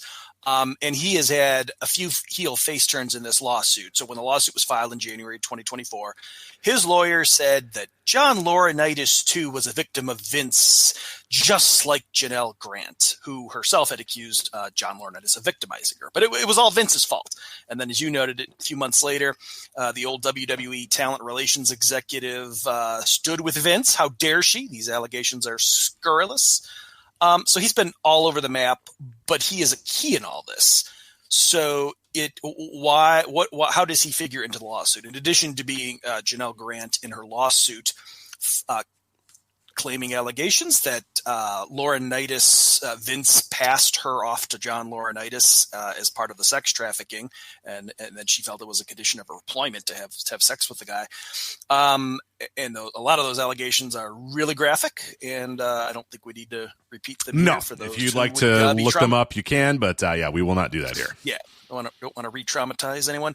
But it's a legend lawsuit. Vince assigned Ms. Grant to work for John Laurinaitis, and her office had a door that Johnny could access from his office, and which I believe Grant's office was next to Paul Levesque's office. Correct. And they shared a wall, at least. I think it's been reported. I don't believe Paul Levesque has been asked any questions about that in a public forum, what he might have heard, seen, or been privy to. So he hasn't even read the lawsuit, last we heard. The last time he was asked, he had not read it. And that was many, many moons ago. I don't know. Maybe he's read it by this point. But as far as we know, we don't know. Possibly the only time he was asked. Mm-hmm.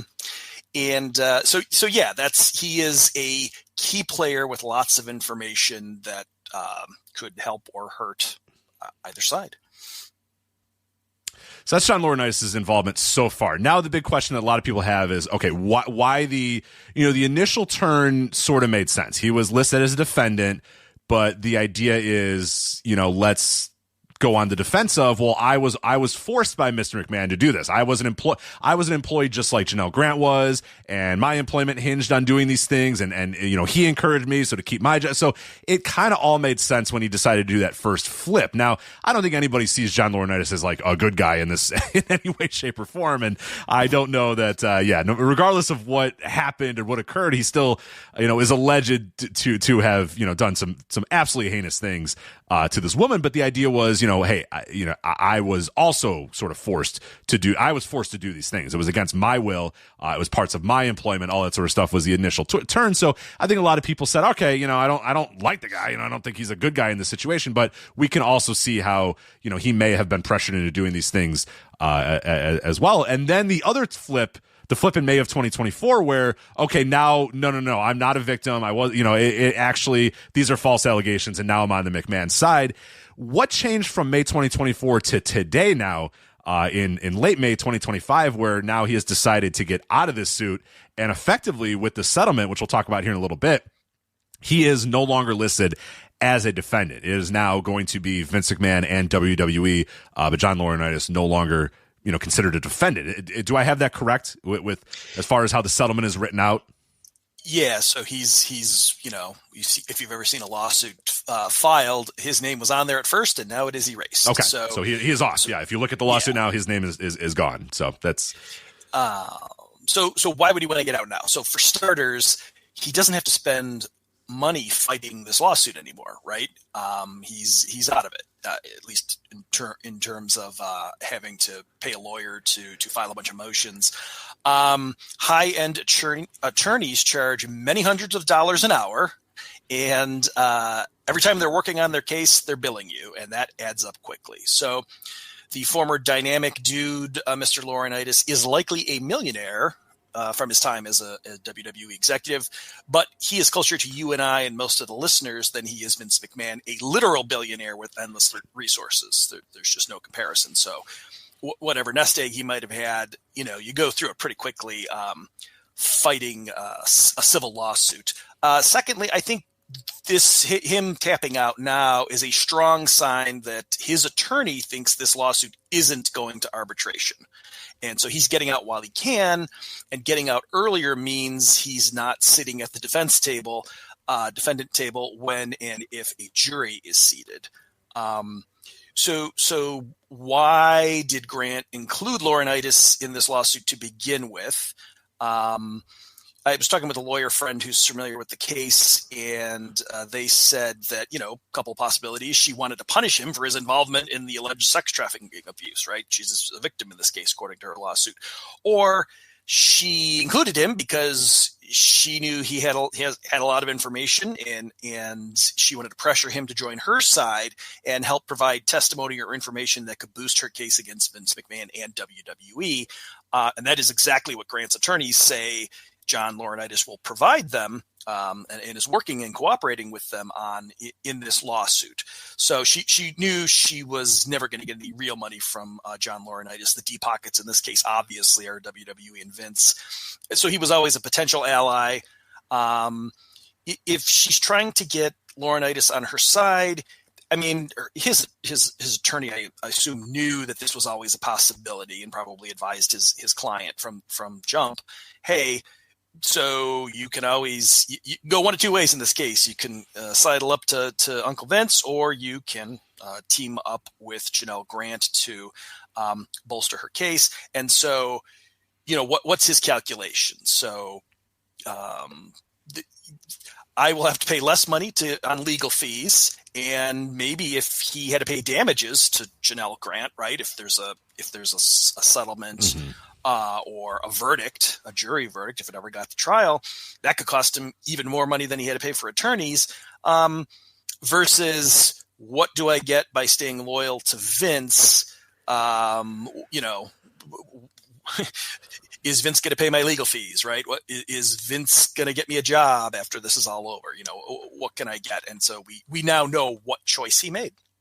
Right. Ultimately, he's choosing after he looks at this case and looks at what. So what do you think ultimately changed? Do you think something kind of, you said that maybe the lawyers, Laurinaitis' lawyers maybe realize that this thing isn't going to arbitration. You mentioned that a little bit earlier. Do you think that's what, because something clearly, some sort of flip switched, and he decided, okay, now after flipping last year at this exact same time, now I'm flipping back to my original case, and I'm full on agreeing to a settlement, because I think that's the important part of this too. It isn't just the, I'm going to work with them, I'm going to, provide information, I'm going to provide. He straight up says, we're getting a settlement, I'm getting out of here. The quote in the Law 360 article says, it's the settlement quote says, quote, Mr. Laurinaitis looks forward to moving on with his life. So essentially he's just getting out of this thing completely. Now, what do you think? Is there any one thing that you think made that entire thing switch, where he just decided, okay, now's the time to just get out of here. I'm done. I got to go. Well, the rubber's about to meet the road in this case, because where they're at, the key part of the early case hinges on what Vince and WWE lawyers say, which is Janelle Grant signed an NDA when she left employment of WWE, and in that NDA is, if there's any dispute about anything, it needs to go to binding arbitration, and arbitration is private. And so Janelle Grant amended her lawsuit within the last couple months to include some more allegations. She named some people that previously had only been named by WrestleNomics, the alphabet soup of Individual A and Company B and all of that, Executive C, that got spelled out a little bit more in her lawsuit. And she added allegations that I think had a little bit to do with the timing of it. Would it apply under the statute of limitations and the law she's suing under, kind of the Me Too era laws that came out of Me Too. And so if it's key, right? This is the turning point of the case. And if WWE and Vince McMahon win, then this just goes to arbitration and we don't see any of it. And it's who knows what goes on behind closed doors, only kind of what the attorneys leak out. Or it's going to go to trial, right? Or it won't go to arbitration, and then the discovery process will be ordered. A whole bunch of really, really, you'll see a whole bunch of leaks of, hey, look at these crazy emails and texts we got from Vince McMahon. He said even more crazy stuff to her. And then, discovery is essentially putting your cards on the table, show us all your emails, give us all the paperwork. And then, WWE officials, potentially their emails are out in public, and, you could keep those under wraps. I guess the judge could order discovery kept under seal, and then you get potentially sanctioned by the judge, wrapped on the knuckles if suddenly there are leaks about this stuff. But then it's coming out at trial. And for Laurinaitis, it's the feeling of the judge. I think the tea leaves about the judge, it's hard to tell, but she's been sympathetic in her just talking about motions that have been filed in the case so far, that leads the lawyers to think, hey, maybe this is not going to arbitration. And so, before all of his skeletons come flying out of the closet, he's out. There might be testimony or stuff related to him if there's a trial, which I don't think there will be, which we can get into later. And this is he doesn't have to pay his lawyer's name. He's out. As far as like what his involvement in the case would be moving forward. Now he is no longer a defendant. As far as the stuff involved in the lawsuit that his name is a part of, and that he's like that all remains, right? He's just not considered a defendant anymore. That's just, the facts and the allegations that Janelle Grant has in her lawsuit. Do all those stay in, or is he now removed from the lawsuit wholesale, like completely removed from it?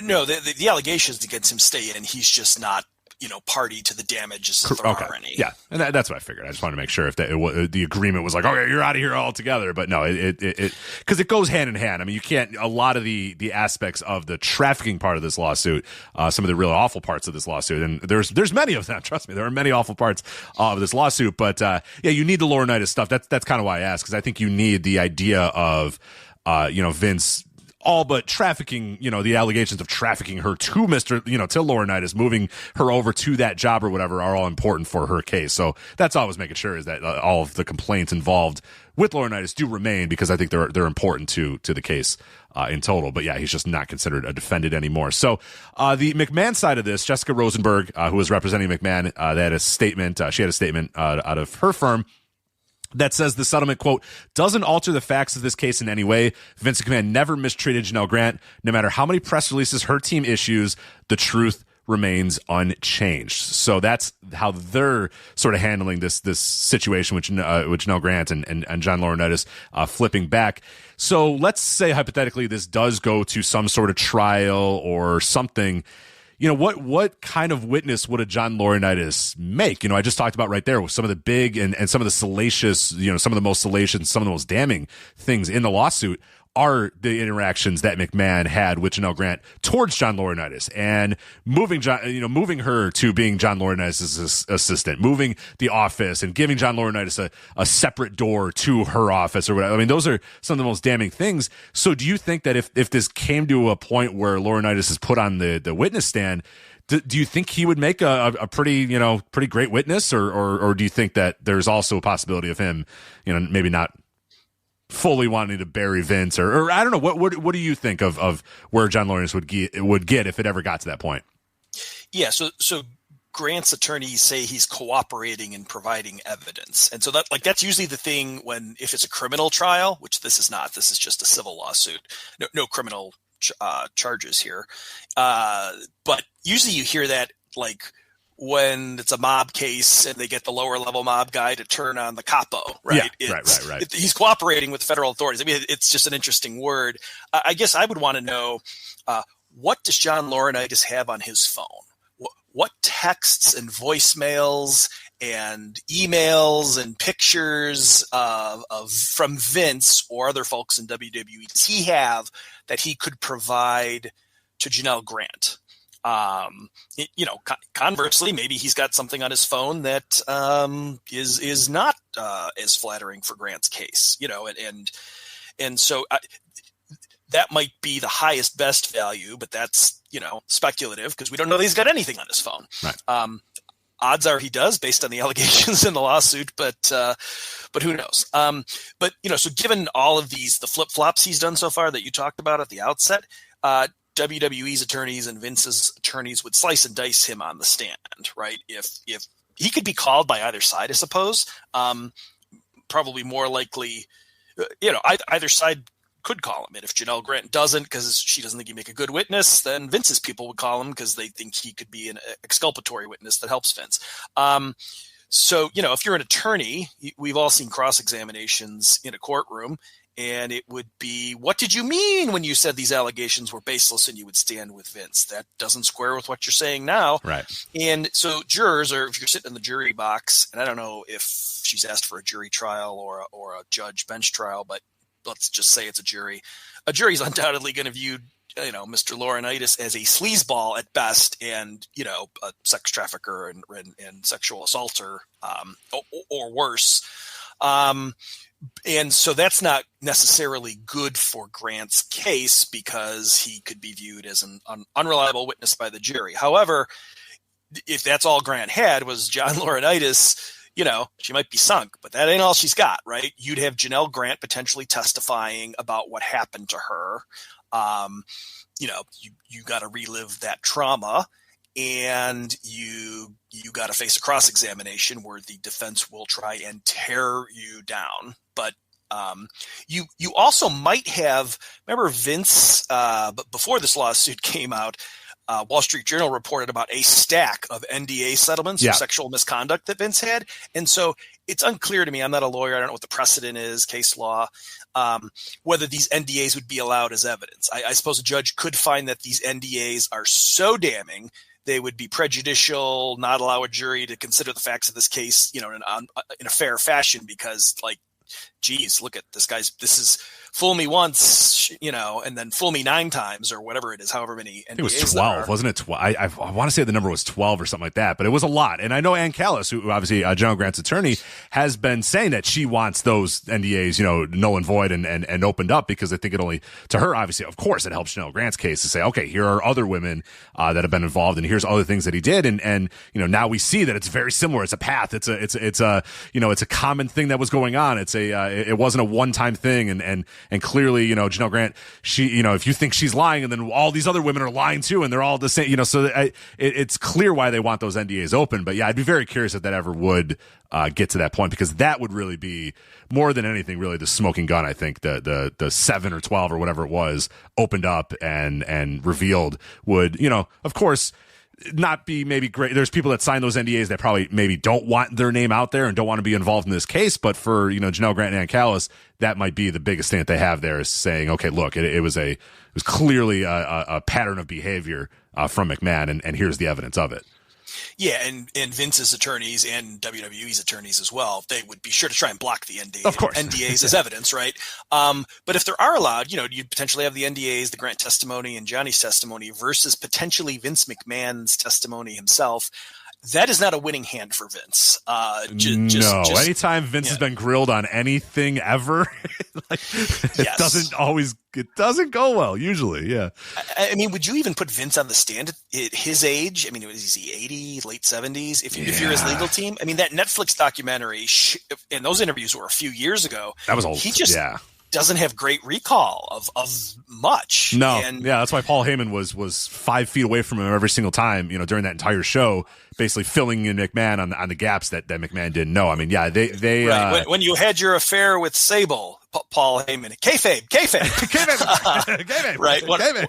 Yeah. In story, the story. Oh yeah, the story. Oh yeah, he's 79 years old. Yeah, he's 79 years old right now, and was probably, you could probably safely say not of the right mind for a while, but yeah, particularly in the last couple of years, it feels like. I can't imagine that of course, I do not think they would ever want him on the stand. I think they if they've spent any time with this guy, I think they understand not only, even if he was of right mind, just the fact that anytime he's been on an interview or anything that he's been grilled, whether it be Bob Costas or Armin Katayan. Yeah, Armin Katayan, the guy on TSN that would always grill him or whatever. I forget that guy's name. Michael something. Yeah, I forget the last name. Just never goes well ever for Vince, ever, never once ever has it gone well. He loses his mind if he's challenged. So I cannot imagine a shrewd attorney having open shots at Vince McMahon while he's on the stand would go well for anybody. No, and it's someone who's not one of his yes men, right? Like Pat McAfee's not going to ask him the tough questions when he has him on as a guest. That rare, one of those rare appearances. And if I'm recalling correctly, that Pat McAfee interview didn't exactly go swimmingly, even though it was supposed to be a layup. Yeah. Nope.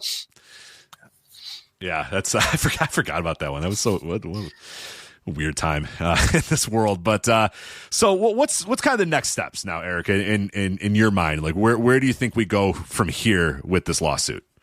So the initial lawsuit was filed with a different judge who has since retired in late January of 2024. And then Grant's amended her complaint, which is not, it's fairly common. Like if prosecutors charge someone with crimes, then that they get better evidence. They file a superseding indictment is what it's called. Like, hey, look at all this other stuff we got. And it's, designed to put pressure on people to flip. And so, Janelle Grant's lawsuit, civil lawsuit, not criminal, she included more details, as we talked about earlier. And so, but the basics of this have not changed. WWE and Vince lawyers will argue that this case needs to go to binding arbitration as stated in private arbitration as stated in the NDA. And June 13th is the filing deadline for them to make their arguments. That could always be extended if they ask for more time. Judges tend to be lenient about giving attorneys more time, certainly have for Janelle Grant's lawyers in this case, and to make her motions. And so then Grant's attorneys will file their arguments saying the sex trafficking and pressure by Vince to sign this NDA. You remember Jerry McDevitt was, Vince was allegedly, according to the lawsuit, texting Janelle Grant, you got to sign this. Jerry McDevitt's got to go before the WWE board, and I need to not be able to say that this thing is still in negotiations because I could I could lose my spot at the company. Maybe Janelle Grant in her arguments, if she hasn't already, can add to the fact that Grant's initial attorney that she had for this NDA was recommended by the guy Vince also picked to be her doctor, who is involved in separate litigation over medical records. And that had a little bit of a turn in the last couple of weeks too. We didn't talk about it on the flagship, but off the top of your head, can you update people on what happened with that? I believe you go Google Brandon Thurston, WrestleNomics, and Janelle Grant and Carlin Carlon Colker, Colker.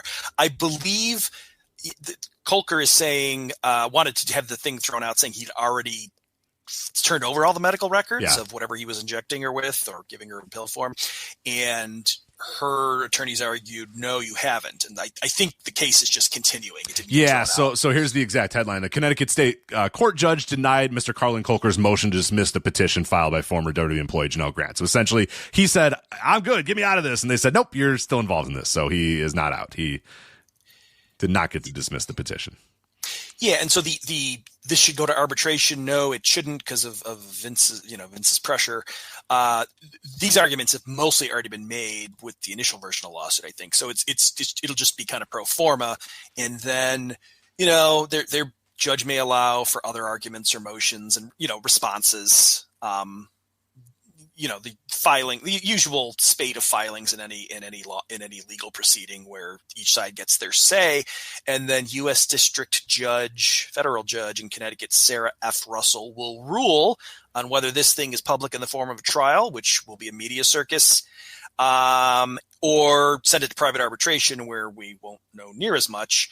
And so even if the judge rules in favor of Grant and says, no, we're not going to do binding arbitration and we're going to set dates on a path to a trial, I still maintain that this case is unlikely to ever see the inside of a courtroom. It will be settled. I know both, Grant's side says they're not going to settle. She wants to prove a point, but at the point where you actually face having to seat a jury, interview jury, jury selection and question jurors, have they heard about the case, and seat a jury, there's just too much at stake for both sides. So Janelle Grant loses at trial. She loses millions of dollars. And she wouldn't have binding arbitration at that point, right? She'd be out. And Grant's attorneys could lose their cut of the millions of dollars if they lose a jury verdict, right? If Grant melts down on the stand, or John Laurinaitis doesn't, whatever.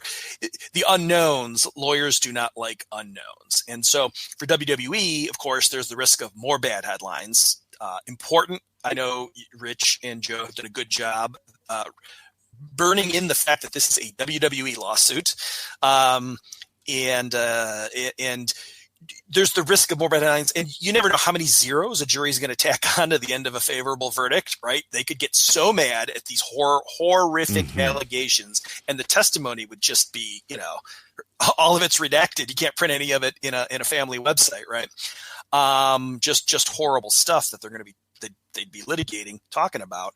And, for Vince, the initial lawsuit she filed at early 2024 already sent him packing from the company after, TKO, after Slim Jim's brief pullout as a sponsor of the Royal Rumble in 2024. It was like a 24-hour pullout, and like Ari Emanuel and Nick Khan said, presumably, you're gone. And Vince was out just from the lawsuit itself.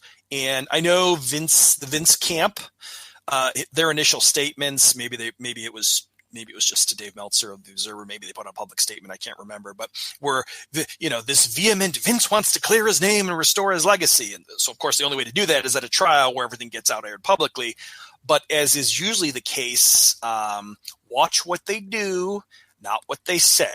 Every legal move since then on Vince's side has been to compel arbitration and he wants to keep this out of the public eye. They don't want to go to discovery. They don't want to, they don't want to get to that level. They don't want the headlines. They don't want anything. They want to get out of this thing as quickly as possible with, as small financially as possible. But, and that's one of the things that we've always kind of mentioned with this story is that, Ann Callis and Janelle Grant, and they've talked about this from day one, about we want the truth to come out. We want, women to feel like that other women can come out and they're victims as well. And all this, but, and I know, this, and I think a lot of people that are in and around the law know this, and everybody kept, those people kept saying, like, look, at the end of the day, that's all well and good. And yes, we would hope, for those of us who would hope in the side of justice and maybe believe what Janelle Grant is alleging and believing that is true or whatever. At the end of the day, a lawyer's obligation to their client is to get them, get them the biggest settlement possible at the end of the day. I mean, obviously they want to adhere to their wishes of their client, but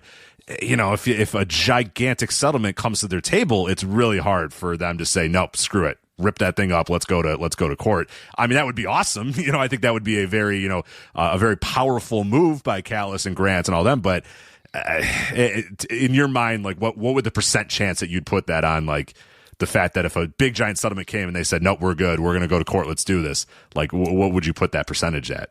I mean, under 10. It just, you see all of those dollars, and your attorney's supposed to carry out your wishes. But Ann Callis, I would imagine Janelle Grant probably hasn't paid much in the way of legal fees, possibly a retainer, some nominal amount. But I mean, Ann Callis has hundreds of hours already that if she's not billing Janelle Grant, and I don't think I guess Janelle Grant got $1 million out of the was it $3 million, $4 million settlement that Vince had agreed to pay her in the NDA. And Callis is like, well, this is the best deal you're going to get. You can avoid the trauma, and it would be super traumatic of having to testify about this on the witness stand, possibly for a week or two, right? Between the direct examination that her attorney would do and the cross-examination that it's not just a cross-examination by one lawyer. Vince's legal team gets a crack at cross-exam, and then WWE's legal team would as well. And then you get your attorney gets a chance to rehabilitate you on the witness stand. I mean, it's just, that's a lot of stress to be under for a long time when, look, you've made your point. We've gotten all these headlines. Vince is out, bad man gone.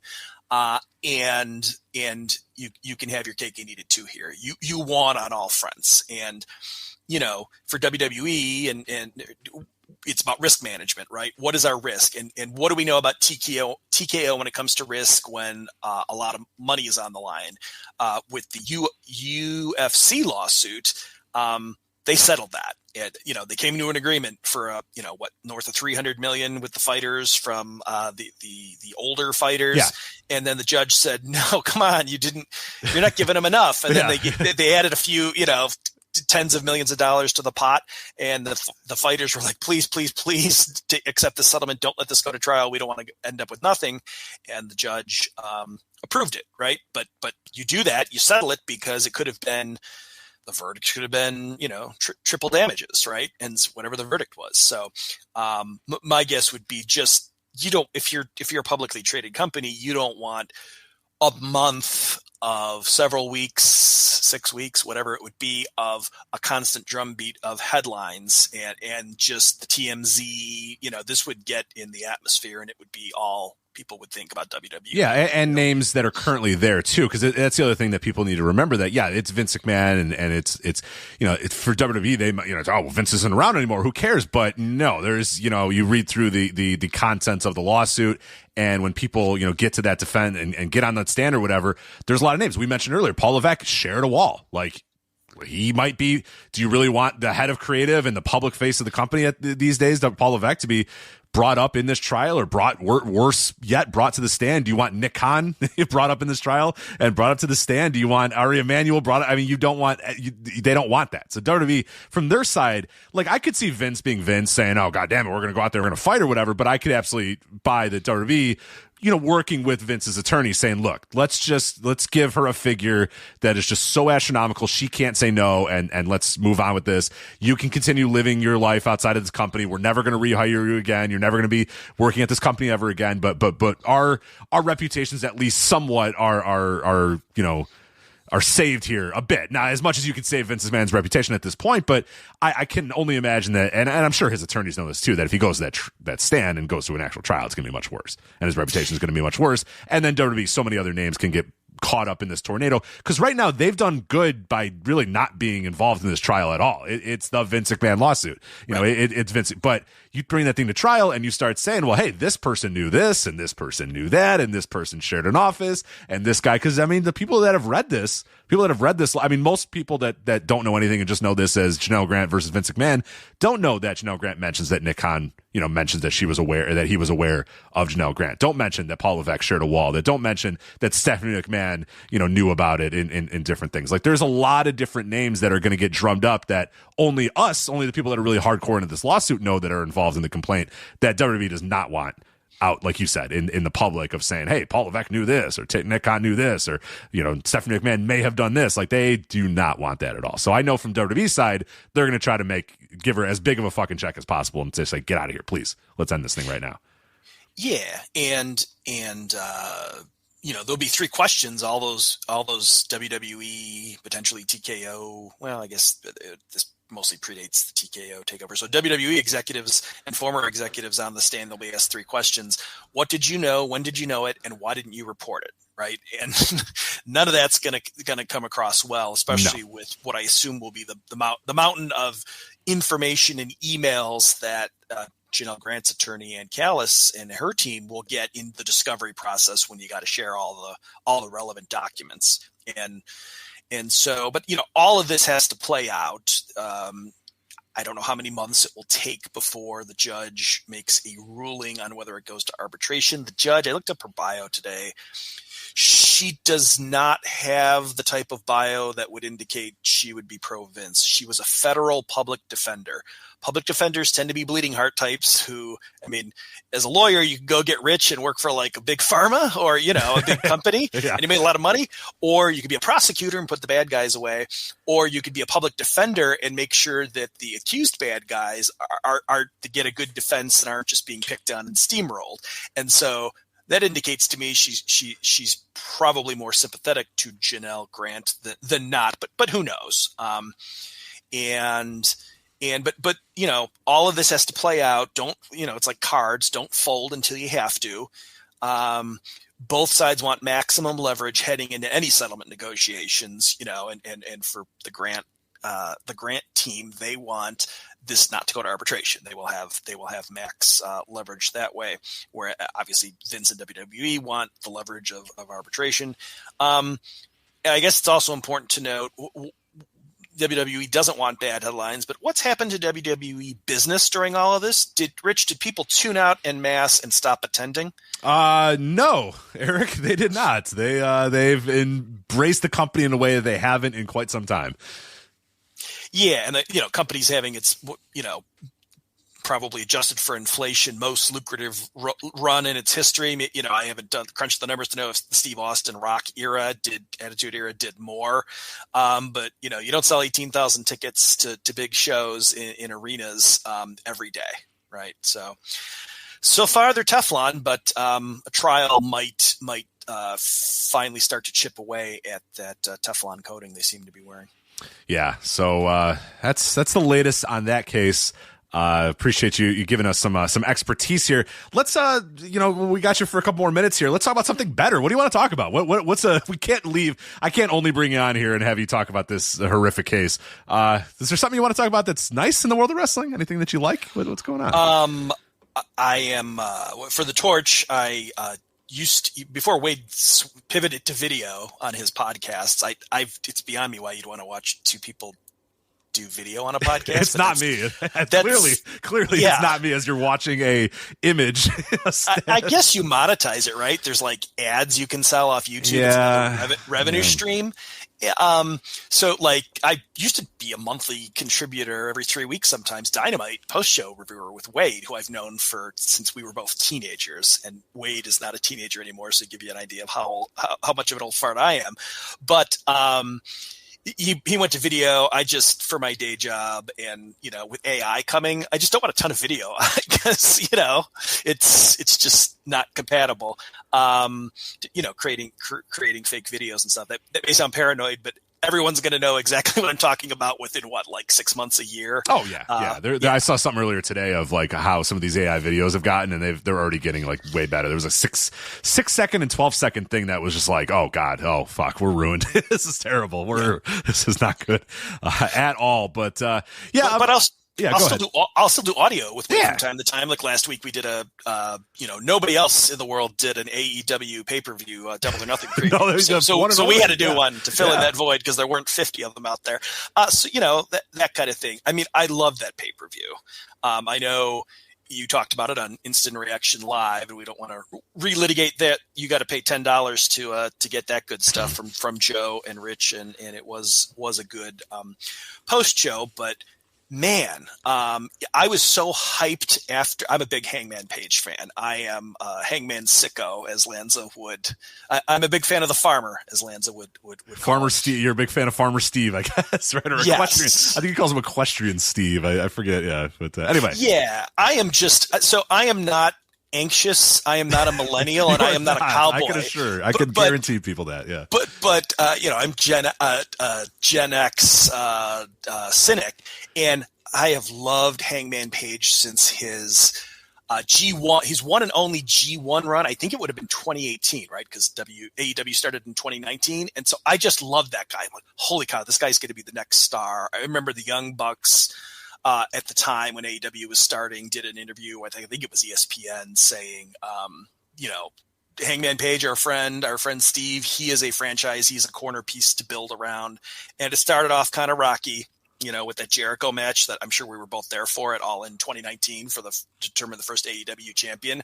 That one kind of died because it followed matches that couldn't follow. Yeah. But man, I loved the Elite storyline. I was super into it to the point where during the pandemic, near the end of the pandemic, I went to Minneapolis to see Hangman Page defeat Kenny Omega on that Full Gear 2021 card that had, like, I think Dave gave all of the matches 4 stars or more, right? It was the period of deflation. And so I was so pumped after I was one of the many people going on record saying, oh no, there's no way Hangman could win. They're going with Ospreay. It's the new thing. He's clearly the future of the company. And I had egg on my face, but I was happy to have this egg on my face because Hangman Page won. And I booked, I mean, I'm not going to say how many beers I had or what the alcohol ABV of those beers were, but I went and reserved a flight on American Airlines and booked a hotel that I was within walking distance of where the Rangers play there in Arlington, Texas. And then in the cold light of morning, I'm like, do I really want to fly to Dallas when it's going to be 9,000 degrees? I was at that G1 in Dallas at the basketball arena with 4,000 other people in 2019, I think. And I'm like, it's so hot in Dallas.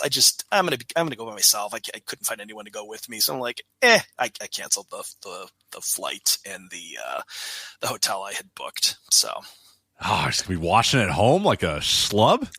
You know, I have found that I like watching wrestling at home on TV. It's like NFL football. I've been to NFL games. I can't tell where the damn line of scrimmage is, right? Live NFL games are awful. Yeah. Yeah, they're just NFL on TV, like riveted to my TV for 3 hours. It's fantastic. It's great. Not if you're a Bears fan, but maybe this year. But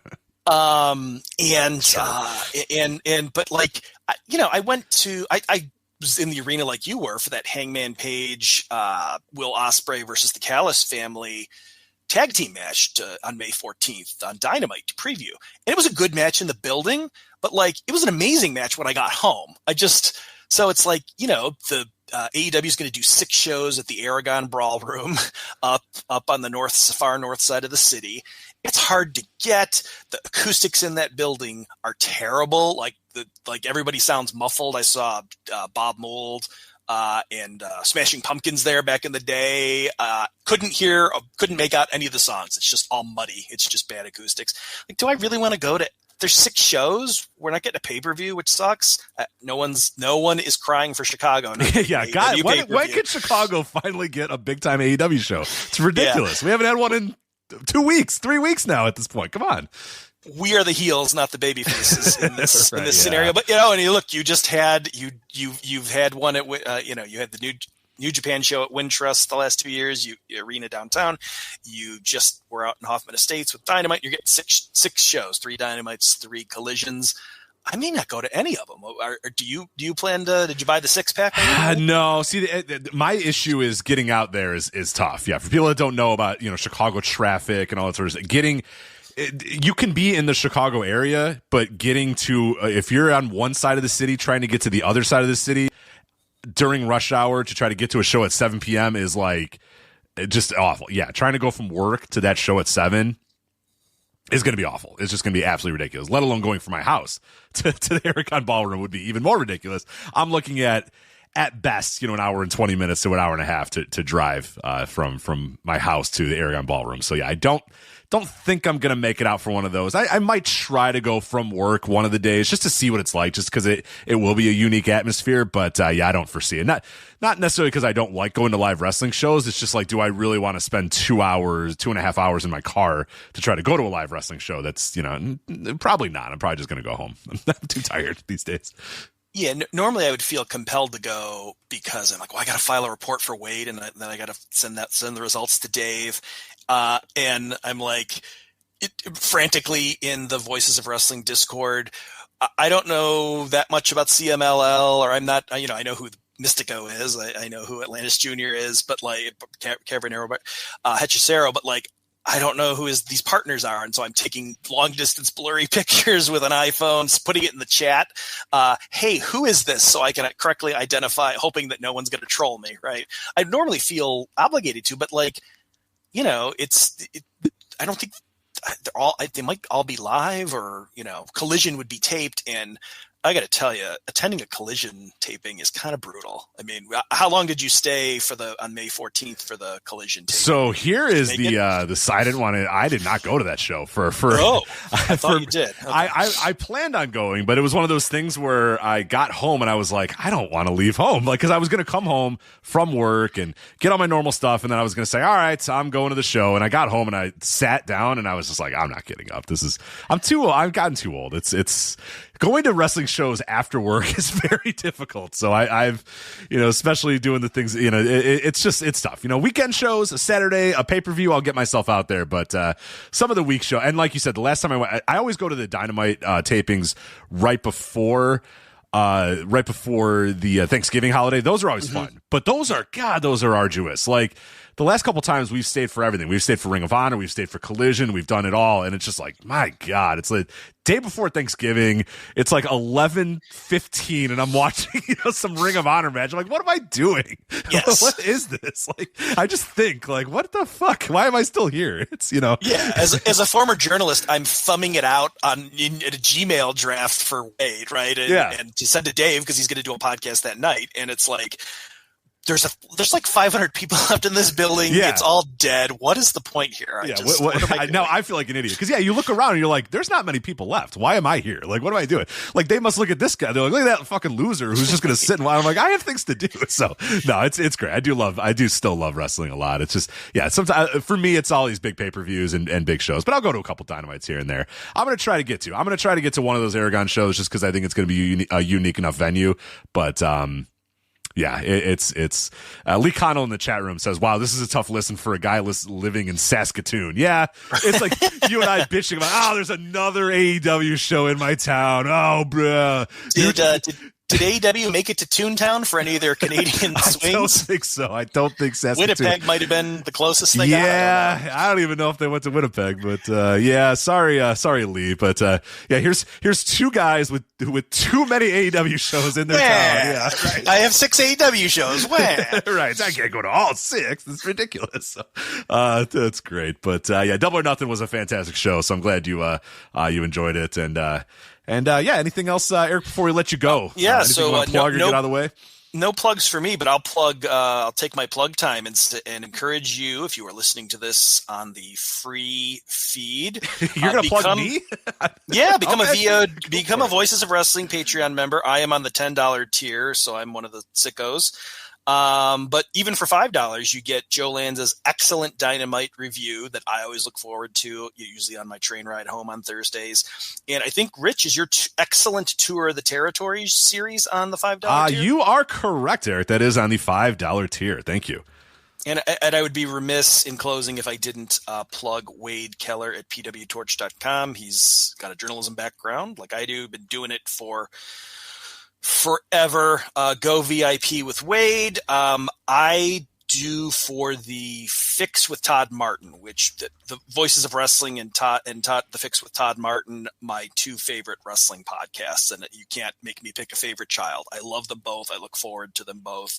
Todd is an actual lawyer who probably would do a much better job than I would talking about the legal stuff. But I would encourage you to support Voices of Wrestling and support PW Torch because context, not content, is king. Absolutely, yeah. For PW Torch, guys, it's Wade's incredible. Todd Martin, obviously, we've had him on the show before. We've had on Hall of Fame audio. I love Todd Martin. And then Alan Farrell. Everybody listening to this probably knows Alan, and obviously he does stuff at the Torch as well. So if you need any more reasons to subscribe to the Torch, it's those guys. It's Eric, it's Wade, and there's plenty of other dudes too. But I'm just shouting out the guys that I really do enjoy the content of. I love Todd. I love Alan, and then obviously you and Wade just do incredible work as well. So definitely PW Torch. There's a lot of really shitty wrestling content out there, so it's you gotta always try to support the stuff that's pretty good, and you guys at the Torch do a phenomenal job. So we are told that they did.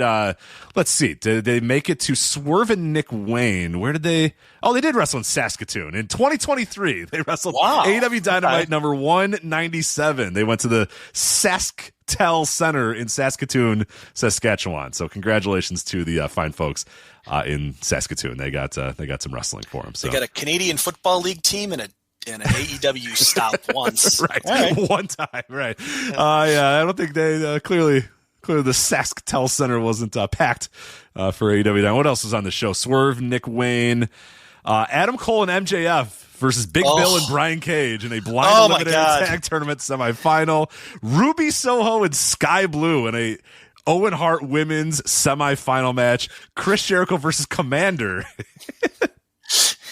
Tony Khan hates Saskatoon confirmed. Yeah, although I gotta think Swerve and Nick Jack. Was it Nick Jackson? Nick Wayne. That had to be pretty good. Yeah, right? I'm sure that was solid. Yeah, I bet that was solid as hell. So, yeah, and then Joe and Punk were in Regina. I never knew if it was Regina or Regina. So they had a couple stops in the hinterlands of Canada. So see, Lee, you did get wrestling in 2023, but I'm confident that Saskatoon is located somewhere between Calgary and Winnipeg, but I could be wrong. I'm not that confident. Yeah, I don't know. I could be either. wrong. Yeah, I don't know either. It's in the western part of Canada. Sure, we'll call Toronto and Montreal part of Canada. I do know that much. Right, it's somewhere between Vancouver and Toronto. Somewhere in between there. I'm confident you can find Saskatoon. But Eric, this has been awesome. So thank you so much for coming on here, lending some legal expertise to us, and we'll continue to see what goes on with this case, and maybe. We might have to bring it back on at some point again, because I don't think this thing's going away anytime soon, but yeah, we'll see where it ends up going. But I want to thank you again for coming on here and giving us some of your time. Thanks so much for having me, Rich. All right, guys, we're going to do a quick break here. I'll be back with the last half of the show, getting into the rest of what's going on in the world of wrestling, some of the quick hitter news, and all that other good stuff. So just stand by for a minute, and we will be back.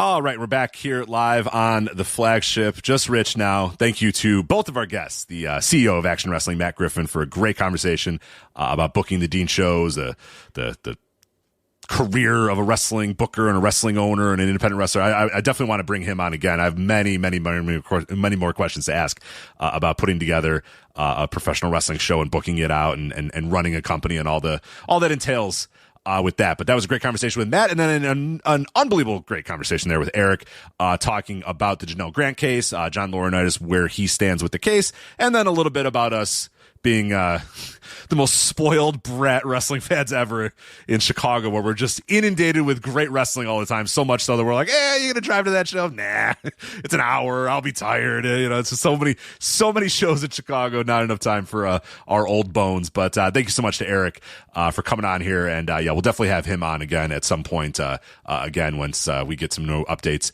in the Janelle Grant case, because it's now reached the point where the level of what I know has been reached, and now it's probably good to bring people on that know what the hell they're talking about with regards to this case. So when there are updates about this case, we'll probably bring Eric back on at some point. But I want to thank again Matt and Eric for jumping on, and you guys for obviously showing some patience as we got these guests on and off. I'm doing everything here. I'm hosting the show. I'm working the board. I'm bringing the guests on. All these sort of things.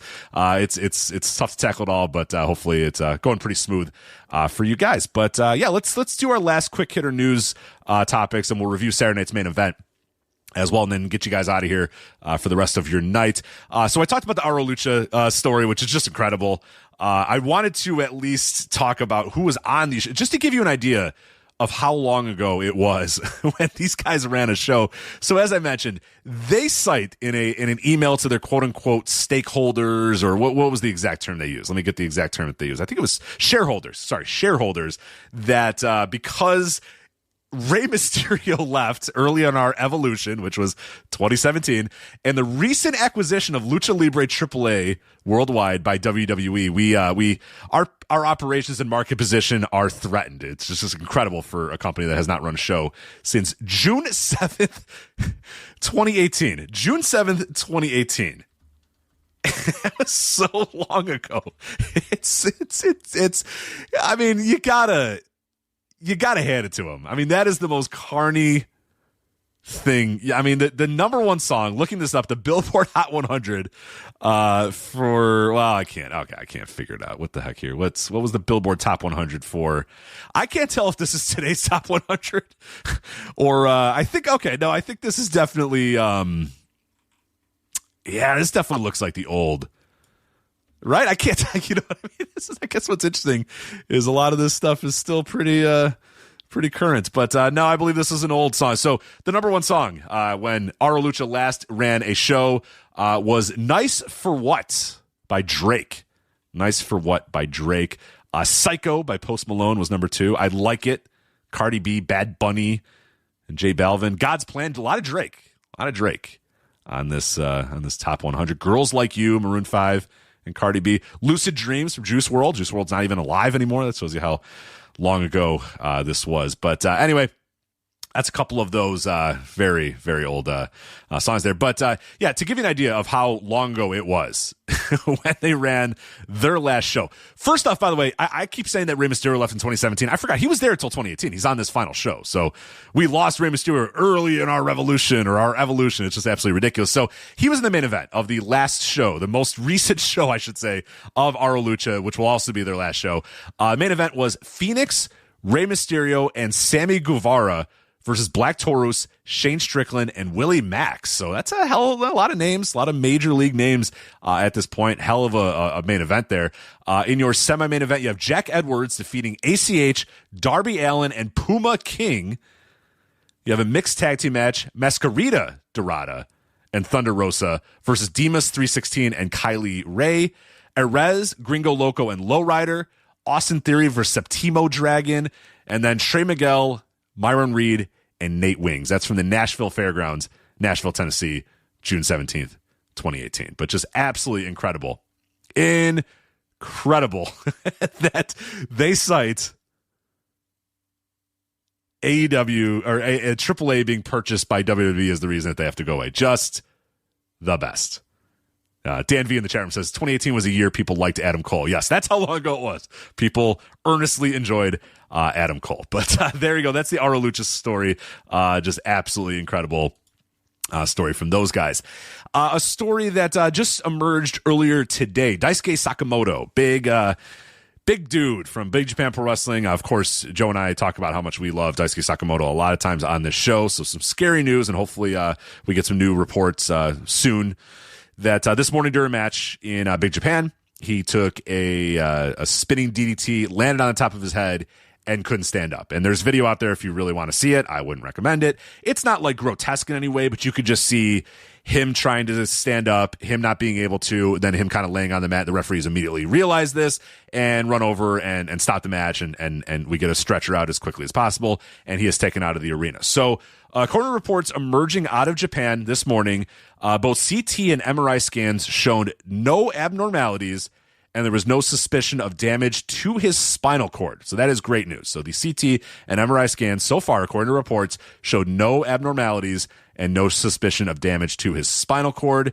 Reportedly, though, he is still feeling numbness and will continue to get checked up in the coming days. But your hope is that this is just that classic stinger that, you know, it's not a good thing. You obviously don't want to have a stinger. People kind of brush off, especially in football. It's like, it's just a stinger. I mean, it's not good. You don't want to have a stinger, but of all of the different things that could possibly happen, in this case for Daisuke Sekimoto, a stinger is probably the best case scenario is that you're going to feel some numbness and it's going to take a little while and you're going to have to be a little bit more careful. But all in all, he should hopefully be back if those reports are to be believed and are accurate. But we'll obviously keep an eye on that. It does look like, at least for now, that he has avoided major damage. And it probably helps to be an absolute brick shit house filled with muscle, kind of the Tyson Kidd thing that, he famously in that match with Samoa Joe, landed on his neck. And if he was a normal, I think doctors even said, if you were a normal person, you'd be dead now, or you'd be paralyzed. But you're not a normal person. You have giant neck muscles.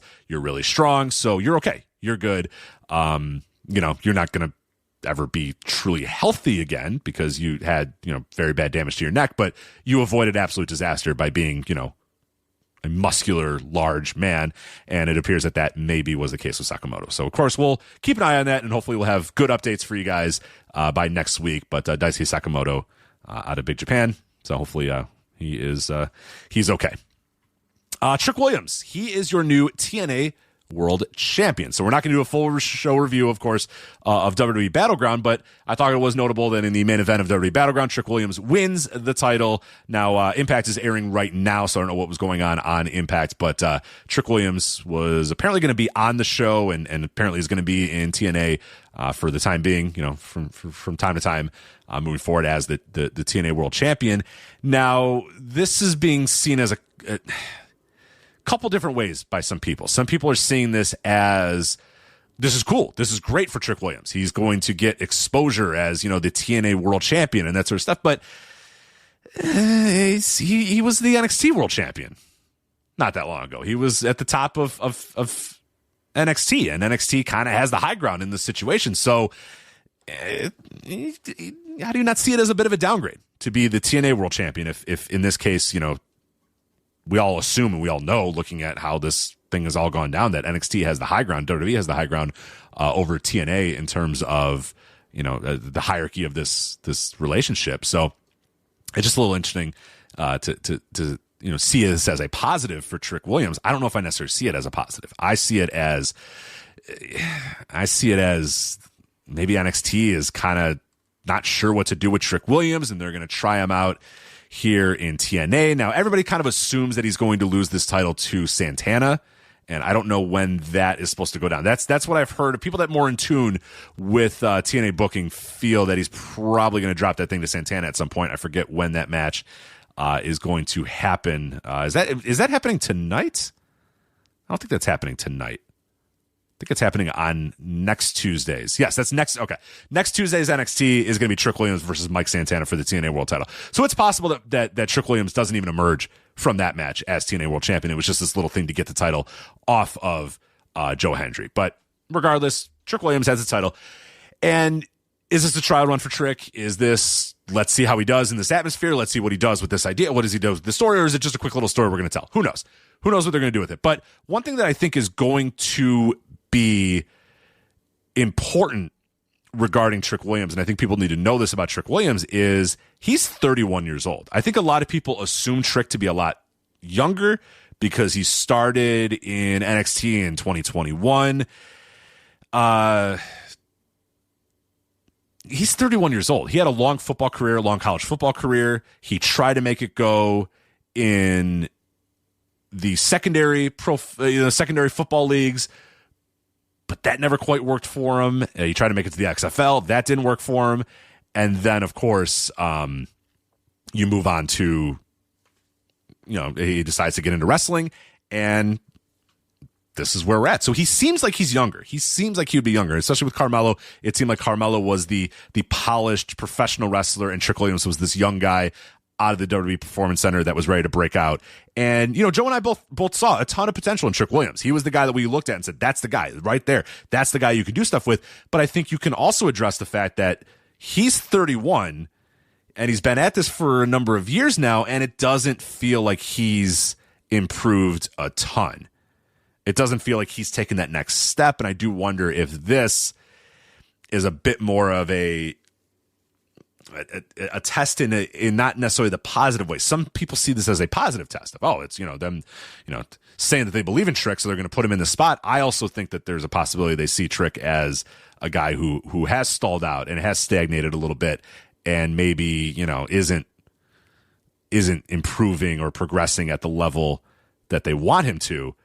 And, this is just kind of, we need something for Trick Williams to do for a little bit. So he's the perfect guy to be kind of a transitional champion to go from Joe Hendry to Mike Santana, because we don't want Mike Santana to beat Joe Hendry. So why don't we bring in this Trick Williams guy, do this quick little story here, and then Mike Santana can win the title from Trick, and then he's good to go. So That's at least what the story is right now.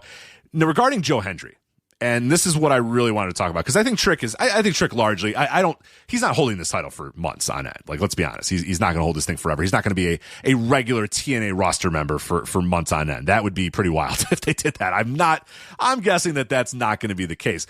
But let's talk about Joe Hendry, because Joe Hendry has been the topic in the lead topic pretty much in all of this relationship with WWE and TNA is Joe Hendry. Now, Jordynne Grace was a huge aspect of this as well.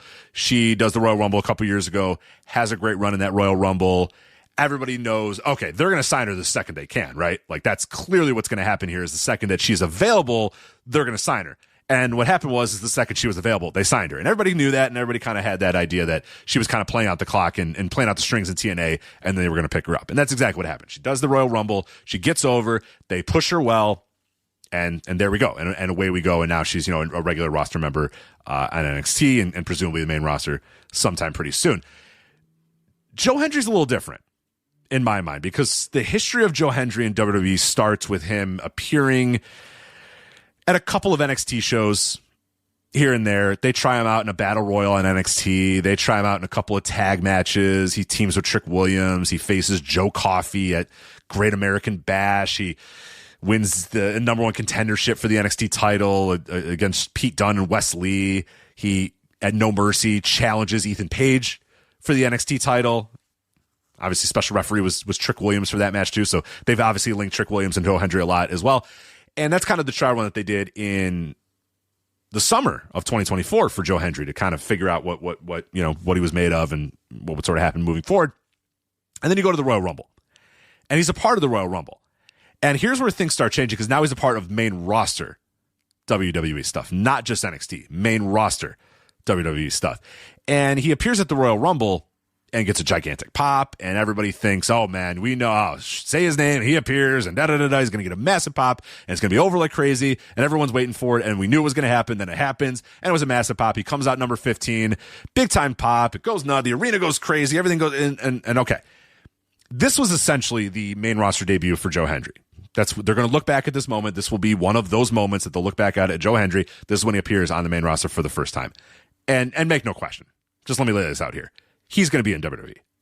Anybody that tells you otherwise, they just don't know what the hell they're talking about. I don't know what to tell you. He's going to be in WWE. They want him. They are going to get him. Joe Hendry is not long for the TNA roster. They are going to have as much time as they want with, whatever's left in his deal or whatever. They still have him for that amount of time. But the second that deal is done, the second he is able to be free, WWE is going to bring him in full time. Make no question about that. That is going to happen. That is the plan. That has been the plan for a long time. So in essence, the Royal Rumble is his debut. So Joe Hendry debuts, comes out number 15, big time pop. Everybody's going nuts.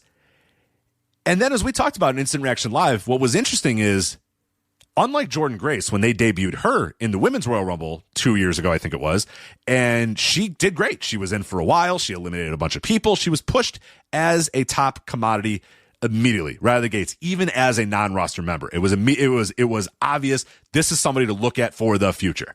Big deal.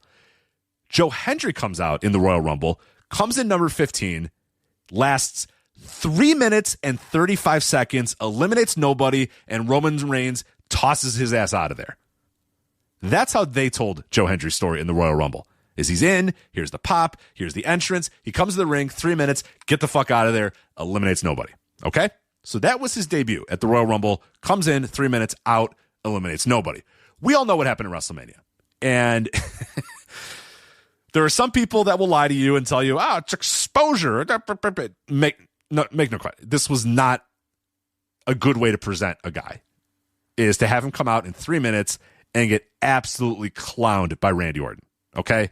That's not a way to present a guy that you want to be, that you take seriously. So he comes out at the WrestleMania, faces Randy Orton, 3 minutes, loses, gone. So again, Royal Rumble, 3 minutes and 35 seconds, eliminates nobody, gone. WrestleMania, comes out, big time pop. Oh my God, it's Joe Hendry. Say his name, he appears. Randy Orton RKO's him. 1, 2, 3 wins. Pats him on the chest, RKO's him again, hit the fucking bricks, Joe Hendry, in 3 minutes and 10 seconds.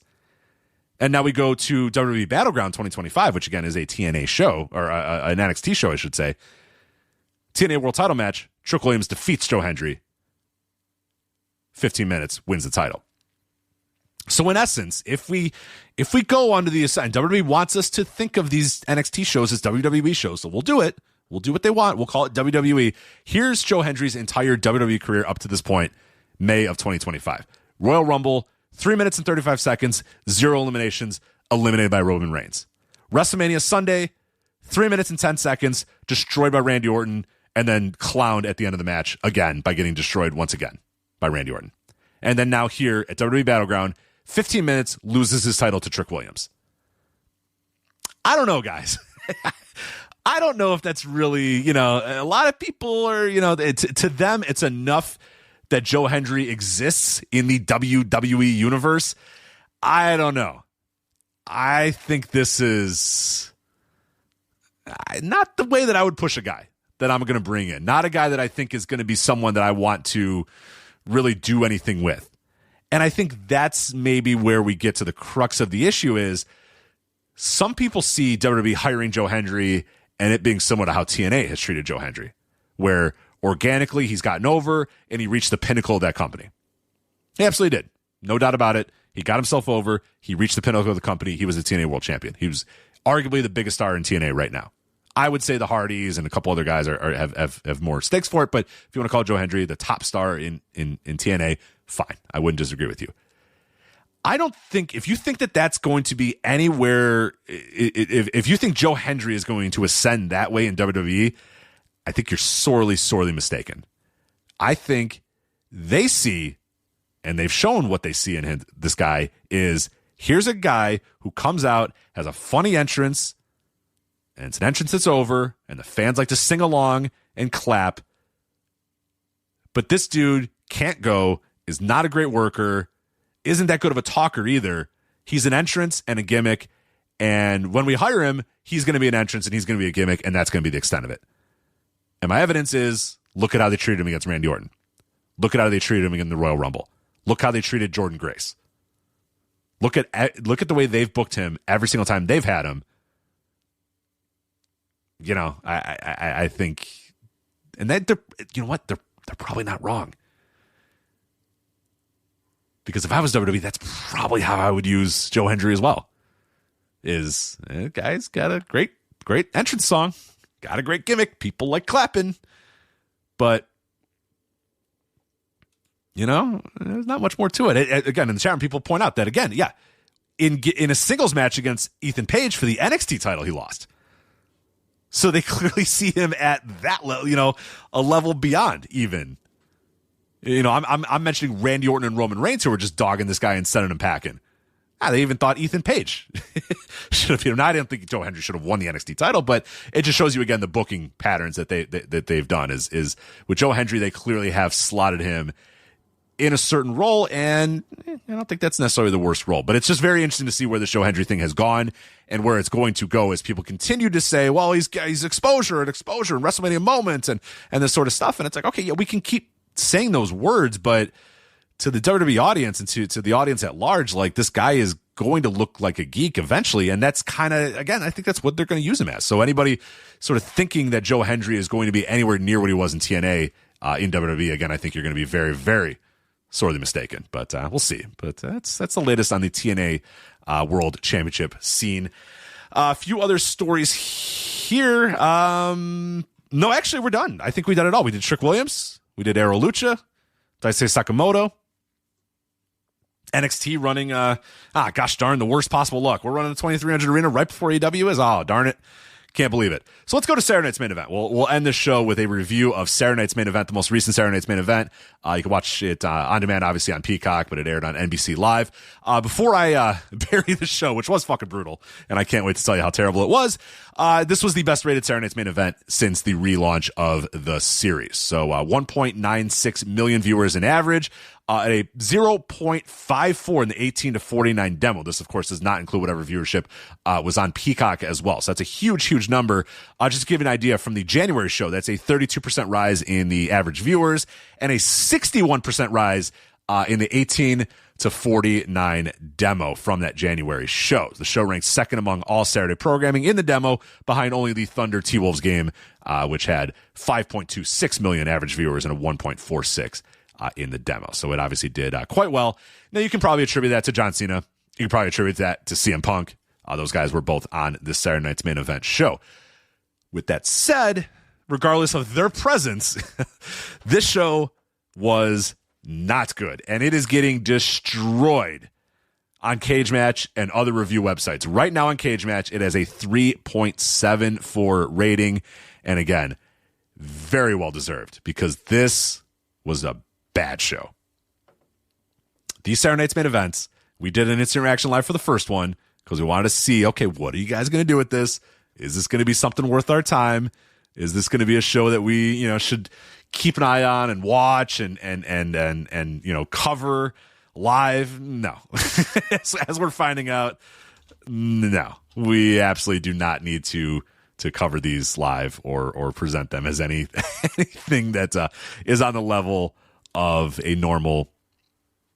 It's not a premium live event. Okay, it is akin more to a television show, despite the fact that sometimes they'll have some pretty big acts on this. But here you go.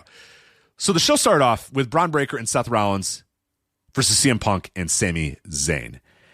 And they have a perfunctory match. It's just kind of low effort work from everybody involved. And that's kind of the standard in most of these, most every Paul Levesque booked WWE show is everyone's just kind of out there going through the motions. No one's really working that hard. It's not dissimilar from a pay-per-view or a premium live event or whatever. It's just, everyone's going out there. They're just going through the motions. Seth Rollins has got to do his infinitely long theme song, which everyone sings along to, even though he's a heel. And CM Punk comes out and everybody sings along to his song. And then Sami Zayn comes out and everybody sings along to his song. And then Braun Breaker comes out. Nobody sings along to his song, but Braun Breaker's out there. So they have a perfunctory match. Nothing happening. Nothing worth your time. Just an okay match. It's probably the best match on the show, but trust me, that's damning with very, very faint praise. Trust me. It was nothing worth going writing home about. And then, out of nowhere, appears Bronson Reed, the returning Bronson Reed, who has aligned himself with Braun Breaker and Seth Rollins. Now, you might be asking at home, now wait a gosh darn minute here. The last time we saw Bronson Reed, wasn't he involved in a massive feud with Seth Rollins, a feud where Bronson Reed jumped off the top rope in a heinous attack that was put over by all the Twitter accounts and everybody, all these content creators, or oh my God, Bronson Reed has destroyed Seth Rollins, and all these splashes, which was cool. By the way, I'm not burying the segment. It was a cool segment, but the idea was that Bronson Reed was destroying Seth Rollins, coming off the top rope with avalanche splashes, and Seth Rollins has got internal bleeding, and oh my God, what an absolute destruction of Seth Rollins by Bronson Reed. So he comes back here and he's just with Seth Rollins. They show up in the ring and Braun Breaker's confused. We're doing another one of Paul Levesque's stories. Braun Breaker's like, well, I didn't know anything about this. And Seth's like, trust me, it's okay. One of those things. And then Seth and Bronson Reed hug. And then Braun Breaker eventually goes, all right, I guess so. And they all raise their hands, and the new Paul Heyman family, or whatever the heck they don't have a name yet, but they all emerge with Bronson Reed as the new part of it. Now, were any dots connected as to why the last time we saw Bronson Reed, he was destroying Seth Rollins, and now they're just fine? Well, no. Fuck you, that's why. Michael Cole says, well, I'm sure something had to have happened that would result in these men going from, hated rivals to now teammates, and not on this show. We don't know. Maybe they'll tell that story over time, but it's just Bronson Reed's there. All right, cool. Bronson Reed's a new part of the Seth Rollins, Paul Heyman, Braun Breaker family. So, I found this a little odd because if you would here's the thing with Braun Breaker, is he's so physically imposing that if I was putting him in a group with other guys, I would make sure that he's the most physically imposing guy in that group. Now, he's not necessarily your traditional monster in the way that Bronson Reed is. I just think you want to make sure that everybody at home knows that dude's a big motherfucker. And when he's in there against or with Seth Rollins, he's a big motherfucker. And you could tell. You see Seth Rollins and you see Braun Breaker, and you're like, yep, Braun Breaker, that's a big motherfucker. I think that's important. he's in there with Paul Heyman. It's obvious that Braun Breaker is in much better shape than Paul Heyman. I like the idea of Braun Breaker being the guy that's the biggest dude in my unit. I think it's maybe not the best idea to bring in Bronson Reed, and now immediately Braun Breaker looks like the second biggest guy in his unit. I don't like that. Again, now they're not pushing Braun Breaker as a big, giant monster. I just think if the guy looks the way he fucking does, make the most of him. That's kind of what I would do. And I don't know what's going to happen, though, and we all know this. The tension is going to be Braun Breaker and Bronson Reed. The tension is going to be Seth Rollins and Bronson Reed because they were former, foes. Now they're teammates. The tension's going to be Braun Breaker and Seth Rollins. You didn't tell me that we were bringing in Bronson Reed. I didn't know about this. Because this is what we do. This is how Paul Levesque books. It's one of his 3 ideas that he has. I said 4. It might be 3. Now that I'm thinking about it, it might honestly be 3. One of his ideas is add a new guy to a unit and dissension happens. And the unit they never get along. The unit exists to not get along. And that's what's going on with these guys. They exist, but they don't get along. I assume. And I did forget this. The reason, now I'm remembering this, the chat room, thank you for reminding me, I did have this in my notes, that one of the reasons that Paul Heyman cited why Bronson was brought into the unit was that Bronson kicked Seth's ass better than anyone's ever kicked Seth's ass. Which, if I was in that unit, I'd be like, maybe we should just go with Bronson. Why is Seth Rollins the head of this unit? Like, what the fuck? This guy kicked his ass more than anyone's ever kicked his ass. Let's go with this guy. This guy must know his thing. But again, this is going to be the tension. There's always going to be uneasiness with Bronson Reed in this unit, but that's one of Paul Levesque's ideas, uneasiness in units. So, of course, there's going to be some questions and, I don't know, it doesn't seem like it really makes sense. It doesn't seem like it would work. Well, of course, that's the story. That's what they're going to tell you. But regardless, there you go. Braun Breaker, Seth Rollins, Bronson Reed, they defeat CM Punk and Sami Zayn. And, those guys are gone. So, move on to one of the worst matches of the year by far. And here's how my thought of worst match of the year, and I've made this clear on flagships over the years. My idea of the worst match of the year isn't necessarily always technically the worst wrestled match of the year. I'm sure every single year there's a match that I've seen that has been deplorable and awful and just not good at all. And I think, okay, yeah, that's the worst match of the year. But I don't like to vote. I like to vote in the sense that I think expectations matter. I think the place matters. I'm sure I've seen a really bad match on some indie with some low-level workers that is worse than the matches I voted for worst match of the year over the years. I'm sure. Last year I voted Uso versus Uso. I'm sure I watched a worse match than Uso versus Uso, but I'm not sure I saw a worse match in a big-time spotlight with wrestlers that are assumed to be good. You know what I mean? Like that's expectations should matter. Situations should matter. These were Uso versus Uso at WrestleMania, and they fucking shit the bed and laid an absolute stinker. That deserves to get called out. That deserves to get ridiculed. I think Jey Uso and Gunther from this year's WrestleMania. That's my leading candidate for worst match of the year so far because, again, time and place. Expectation matters, and where it happens matters. I think Jey Uso shitting the bed again in a massive WrestleMania match should be noted. Because there's no reason to go out there and have how do you have a bad match with Walter? Gunther, I keep calling him fucking Walter. With Gunther, how do you have a bet? You were going to win the title in the opening match of WrestleMania against Gunther. How does that match suck? How do you make that match suck? Well, somehow Jey Uso found a way to make that match suck. With that said, this match is absolutely a contender and might be in the running. Zelina Vega versus Chelsea Green for the WWE Women's United States title. So Chelsea Green was once the champion. She is not. Zelina Vega beat her and is the champion now, but Chelsea Green wants that title back. So they go out here and they have 5 minutes, and I swear to God, every minute of these 5 minutes featured some botch, some horrific looking spot. I would say these two didn't seem like they were on the same page, but let's be honest, neither of these women are very good. So they probably, even if they were on the same page, I think it would probably look like this. It is awful. It looks terrible. It's slow. There's no dynamic work. I was talking about on the Instant Reaction Live, the comparison of Toni Storm and Mina Shirakawa and Mercedes Moné versus Jamie Hayter to this match. And it's just like, the night before you watch this match and then you watch those two women's matches. And Toni Storm and Mina Shirakawa wasn't even that great of a match. You know what I mean? But it blew away this. It's like, oh my God, here's women that are working hard and snug and tight and quickly. And then you have Mercedes Moné and Jamie Hayter. That's one of the best women's matches you'll watch all year. And they're just beating the fuck out of one another and just destroying each other. And you're watching this match. You're like, holy shit, this is incredible. And then this is the comparison point. This is what WWE presented as their women's match of the weekend. Was Zelina Vega versus Chelsea Green. Fucking horrific. The crowd doesn't give a shit at all about any of this. Zelina's not over at all. She's over like briefly for 1 second when the pop comes. Chelsea Green is over on Twitter and over with the people that, that like her or whatever. She gets some reaction from the crowd, but once the bell rings, they all know the score with Chelsea Green and they didn't really care about the bell to bell. But then this match featured one of the most horrific, 1 minute stretches you'll ever see.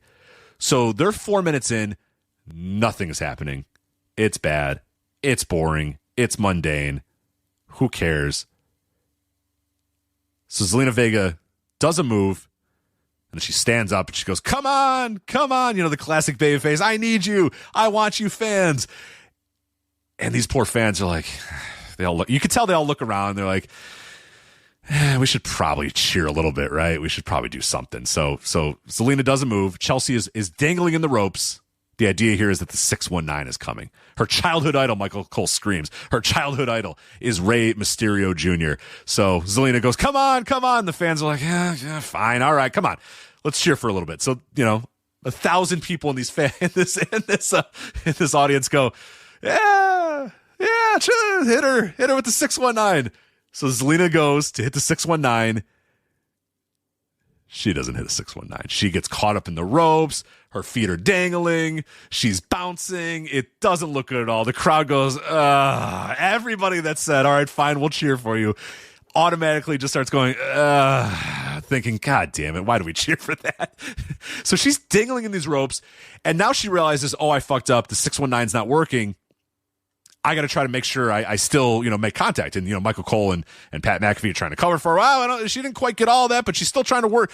She's still kicking at Chelsea Green. So she kicks at Chelsea Green and fucking breaks her nose. Chelsea Green is gushing blood because Zelina Vega in this fucked up 619 is just kicking her legs wherever they can go to try to make some sort of contact with Chelsea Green. Well, she makes contact with Chelsea Green and busts her nose open. So now Chelsea Green is pouring blood out of her nose. Zelina Vega just got done fucking up a 619. And folks, that was to set up for the finish because then they put Chelsea Green on the top rope and Zelina Vega does the slowest top rope, Yoshi Tonic, Code Red, or whatever you want to call it, you'll ever see in your life.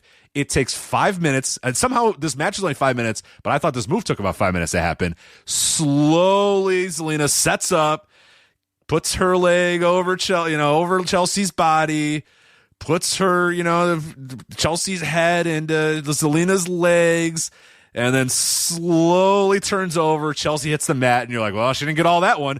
And I believe Michael Cole and Pat McAfee go, well, that's didn't quite get all that for Zelina. And then Zelina pins her 1, 2, 3, and it's over. Brutal, awful, terrible. 2.73 right now in Cage Match. Awful. Just deplorable. The comparison point of the women's match that AEW presented and the women's match WWE presented here was Zelina Vega and Chelsea Green. Has to be watched to be believed. It's only 5 minutes of your time, so I'd go watch it if I were you. Well worth your time. Next up was a non-title match. John Cena not defending his title against R-Truth. Yes, we are using one of the last remaining bookings of John Cena. The last time John Cena is ever going to be in Tampa, Florida, which Michael Cole called one of his adopted homes. Tampa, the last time that one of John Cena's adopted homes is going to see John Cena is in a match against R-Truth. 4 minutes and 25 seconds. And John Cena, who is washed beyond washed. He can't go anymore. He's no good. He's not even trying. He has leaned into this heel thing by just basically having matches that are just beyond boring, which is probably good for him because I don't think he can really go anymore. And he's not very good at delivering offense, but that's what his gimmick is because he's a heel. So he delivers some boring, mundane, nothing happening offense. R-Truth gets, I dude, a hope spot, maybe one or two. I mean, gets nothing in this match, and John Cena just puts him in the AA and pins him 1, 2, 3. And the way they built this match was R-Truth, it's talking about, I don't like the evil that you've become, John Cena, or whatever. So John Cena comes out and he's brooding, because that's what he does in his entrance now. He broods, I don't want to be here. So he comes out with this, I don't want to be here, but he has a Tampa themed, the last time is now t-shirt, and a Tampa themed, the last time is now towel, but he doesn't want to be here. Just want to get out of here, get out of this town. I don't want to be here. So he comes out, and R-Truth comes out wearing old school John Cena gear, like 2010 John Cena gear. And Pat McAfee goes, R-Truth just wants to get John Cena, one of his childhood idols. He just wants to get one of his childhood idols back to being on the right side of history, and back to being a good guy. And I'm thinking, hold on a minute. I don't know if Pat McAfee's doing like a wink, wink, nudge, nudge here, or he's serious. But I don't think R-Truth's childhood idol was John Cena, because R-Truth is 53 years old and John Cena's 48 years old. R-Truth debuted. R-Truth's wrestling debut was in October of 1999.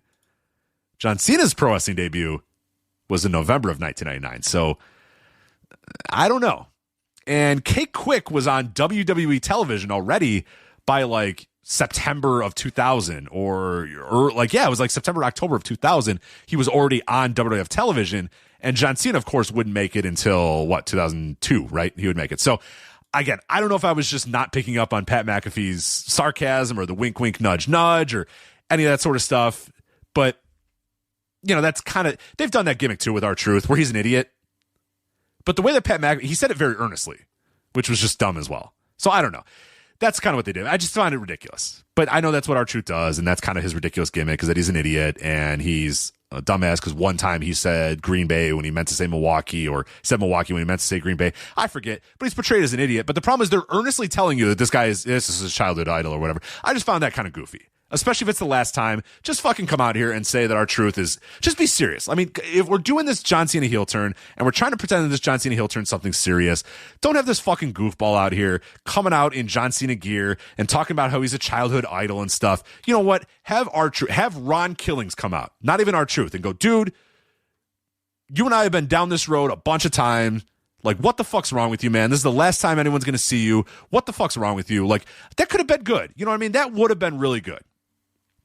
I could have maybe gotten behind that. I could have maybe gotten behind R-Truth, Ron Killings, whatever. I mean, he could even come out and say, hey, this ain't R-Truth speaking. This is Ron. This is your friend Ron. What's going on, man? What's going on? Why are you doing this? What's gotten into you? I don't like this new man. This is not my friend. This is not the guy I've traveled the road with.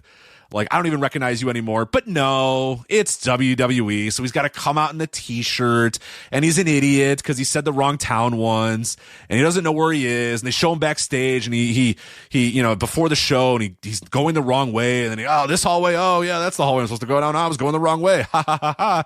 And it's like, we could have maybe told an interesting story here, but no, he's an idiot. John Cena's his childhood idol, even though he's 5 years older than him or whatever, and he debuted before him, and comes out with the John Cena shirt. And it's all for naught. He gets his ass kicked in 4 minutes and sent packing. So that's it. One of the final bookings that John Cena is just wasted on this stupid ass R-Truth thing. Just dumb. Anyway, move on to our next match here. Steel cage match. Twisted steel, blood, and Jesse Ventura in the because they have Jesse Ventura for these shows, and he does commentary on the show. We're going to talk a lot about Jesse Ventura's commentary on this particular match. But Joe Tessitore and Jesse Ventura start us off, and Joe Tessitore is like, we got a steel cage match here on Saturday night's main event. And Jesse, you know a thing or two about steel cage matches. And he goes, yeah, that's right, Joe. I tell you, steel cage matches, you come out, you look disfigured. You're never going to be the same ever again. You know what I mean? That they're doing that thing where they say, when you enter a steel cage match, you'll never be the same again. You'll never walk out a normal human being. It changes lives and careers forever. And these guys go out and they just have a basic cage match. No one's bleeding. Nobody's battered. Nobody's hurt. Nobody's clutching at their body parts when it's done. No, it's just they're in there.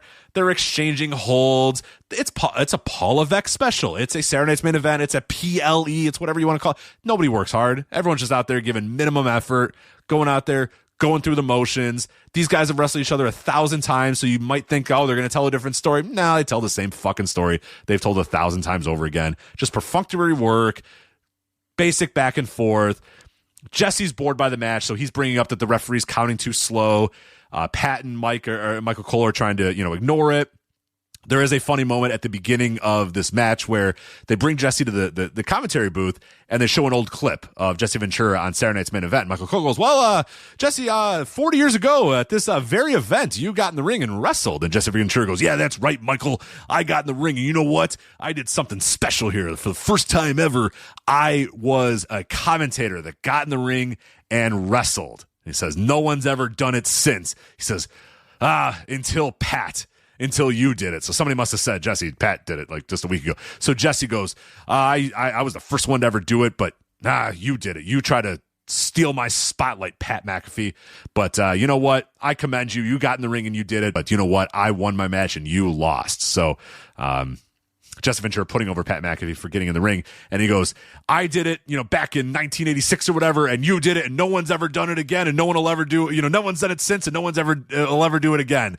And what's hilarious is Pat McAfee and Michael Cole, you can hear him snickering behind the, as Jesse's talking, because of course, for those that know WWE history, Michael Cole wrestled. And 1,000 commentators wrestled 100 times. Jesse just didn't watch any of that. Jesse wasn't watching WrestleMania in 2010. Jesse wasn't watching random episodes of Monday Night Raw in 2007. So to Jesse Ventura, I did it in 1986, and no one did it after that until Pat McAfee did it because somebody told me that Pat McAfee did it, or I watched it, or I knew, or whatever. That's all so he's like, oh, no one ever done it since, and no one's ever going to do it again. So I don't know why today my Jesse sounds like Randy Savage. That's fine. I'm just not going to do a Jesse on this night, but I'll try because he has a nice rant at the end of the steel cage match. But so Michael Cole's snickering. And you can hear Pat say, tell him, Michael. So Michael Cole goes, well, Jesse, just to let you know, I'm actually undefeated at WrestleMania. And Jesse goes, what? You're undefeated at WrestleMania? And he goes, yeah. And he goes, who the hell did you beat? And Pat goes, you don't want to know. It was no good. And Michael Cole goes, yeah, it wasn't their best match ever. So I kind of found that pretty interesting. But yeah, Jesse has no idea that Michael Cole wrestled, has no idea that dozens and dozens of commentators have wrestled. To him, I did it. Pat did it. No one else will ever do it ever again. But yeah, let alone Michael Cole defeating another commentator. Literally in the match that Michael Cole won, it was two commentators getting in the ring and wrestling. But regardless, that was Jesse at the beginning of the match. Jesse throughout the match bitching and moaning about the referees and their 2 count. And then so the match ends by it's so good. So Damian Priest has Drew McIntyre down. He's hitting him with a WWE chair, a black WWE chair.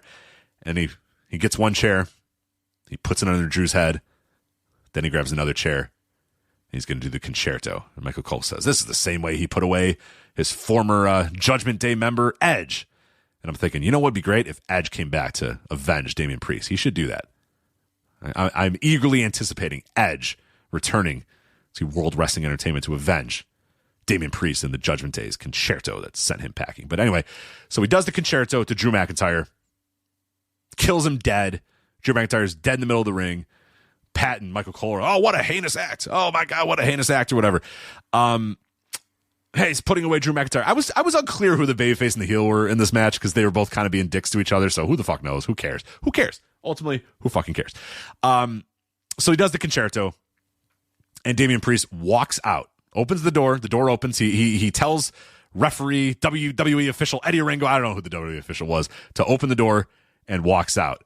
And Jesse Ventura, as Michael Cole's trying to get over the end of this Damian Priest, Drew McIntyre story, this months-long, fucking years-long story between Drew McIntyre and Damian Priest, and Michael Cole's trying to tell this valiant story of Damian Priest finally, once and for all, vanquishing Drew McIntyre, hitting the concerto, and it's finally over, and this feud's going to be done. Jesse goes, oh, you gotta be kidding me. You just walk out the door and that's how you win? And Michael's like, he's trying to, and Jesse just interrupts him. Is like, oh, how exciting. Walk out the door and it's over. Oh yeah, he could at least go over the top. And Michael Cole just gives up on trying to wax poetic about the end of this story and just goes, well, Jesse, that's how, every WWE steel cage match can end with, the guy leaving, leaving through the door. And Jesse goes, oh, that's cheap. that's cheap. Damian Priest taking the cheap way out. And Michael Cole trying to put Damian Priest over as maybe the babyface in the story. It's like, well, I think it's kind of valiant that he's Jesse's just having none of it. It's cheap. What a jerk. He just walks out of the door. Oh, that's not exciting. That's boring. And he's just it's so good because they don't clue Jesse in. And you can't clue Jesse in. How are you going to clue Jesse Ventura in? But he's saying what I'm thinking. And I love Jesse Ventura on commentary because he's just bitching and moaning about the match. And then it ends with the guy walking out of the door and Jesse just buries it. Oh, what a lame finish. What a jerk Damian Priest is. What a baby. At least he could climb over the top rope or at least he can pin him. And I love it. While Michael Cole is trying to put over this story, just not having any of it as Jesse's like, that's a cheap way out. That's a boring way. That's a terrible finish, Michael. I don't like it. It's so good. Oh, God, I love Jesse Ventura on commentary. So that was that. And then we get to our main event. And, hey, believe it or not, Main Event Jey Uso is in a main event. Congratulations to Main Event Jey Uso, finally in a fucking main event, this time against Logan Paul defending the WWE World Heavyweight title. Now, earlier in the night, now they did this kind of out of order because John Cena wins his match against R-Truth, and then they show a video of John Cena in his Tampa Bay gear. He's got like the creamsicle, like the Tampa Bay Buccaneers creamsicle jerseys with a little bit of the current Tampa Bay Buccaneers red or whatever. He's admonishing Jey Uso and saying, nah, you better not lose your title out there because, look, Cody lost his title to a part-timer and you're going to lose your title to a YouTuber. And Jey Uso's like steaming and, snarling. Yeah, now I'm mad. I don't even look like I'm mad. So they should have filmed that before John Cena had his match, but they tried to say, oh, earlier in the night, John Cena, we met with John Cena and Jey Uso or whatever. So regardless, Jey Uso comes out here against Logan Paul. He yeets some more. He comes in, bell rings, and it's boring as fuck, mundane, garbage, nothing happening work. This guy fucking sucks. I'm sick of this dude. I buried him and ranted about it at WrestleMania. Dude, you are the world champion. There is no reason for Jey Uso to suck as much as he sucks. But this guy fucking sucks.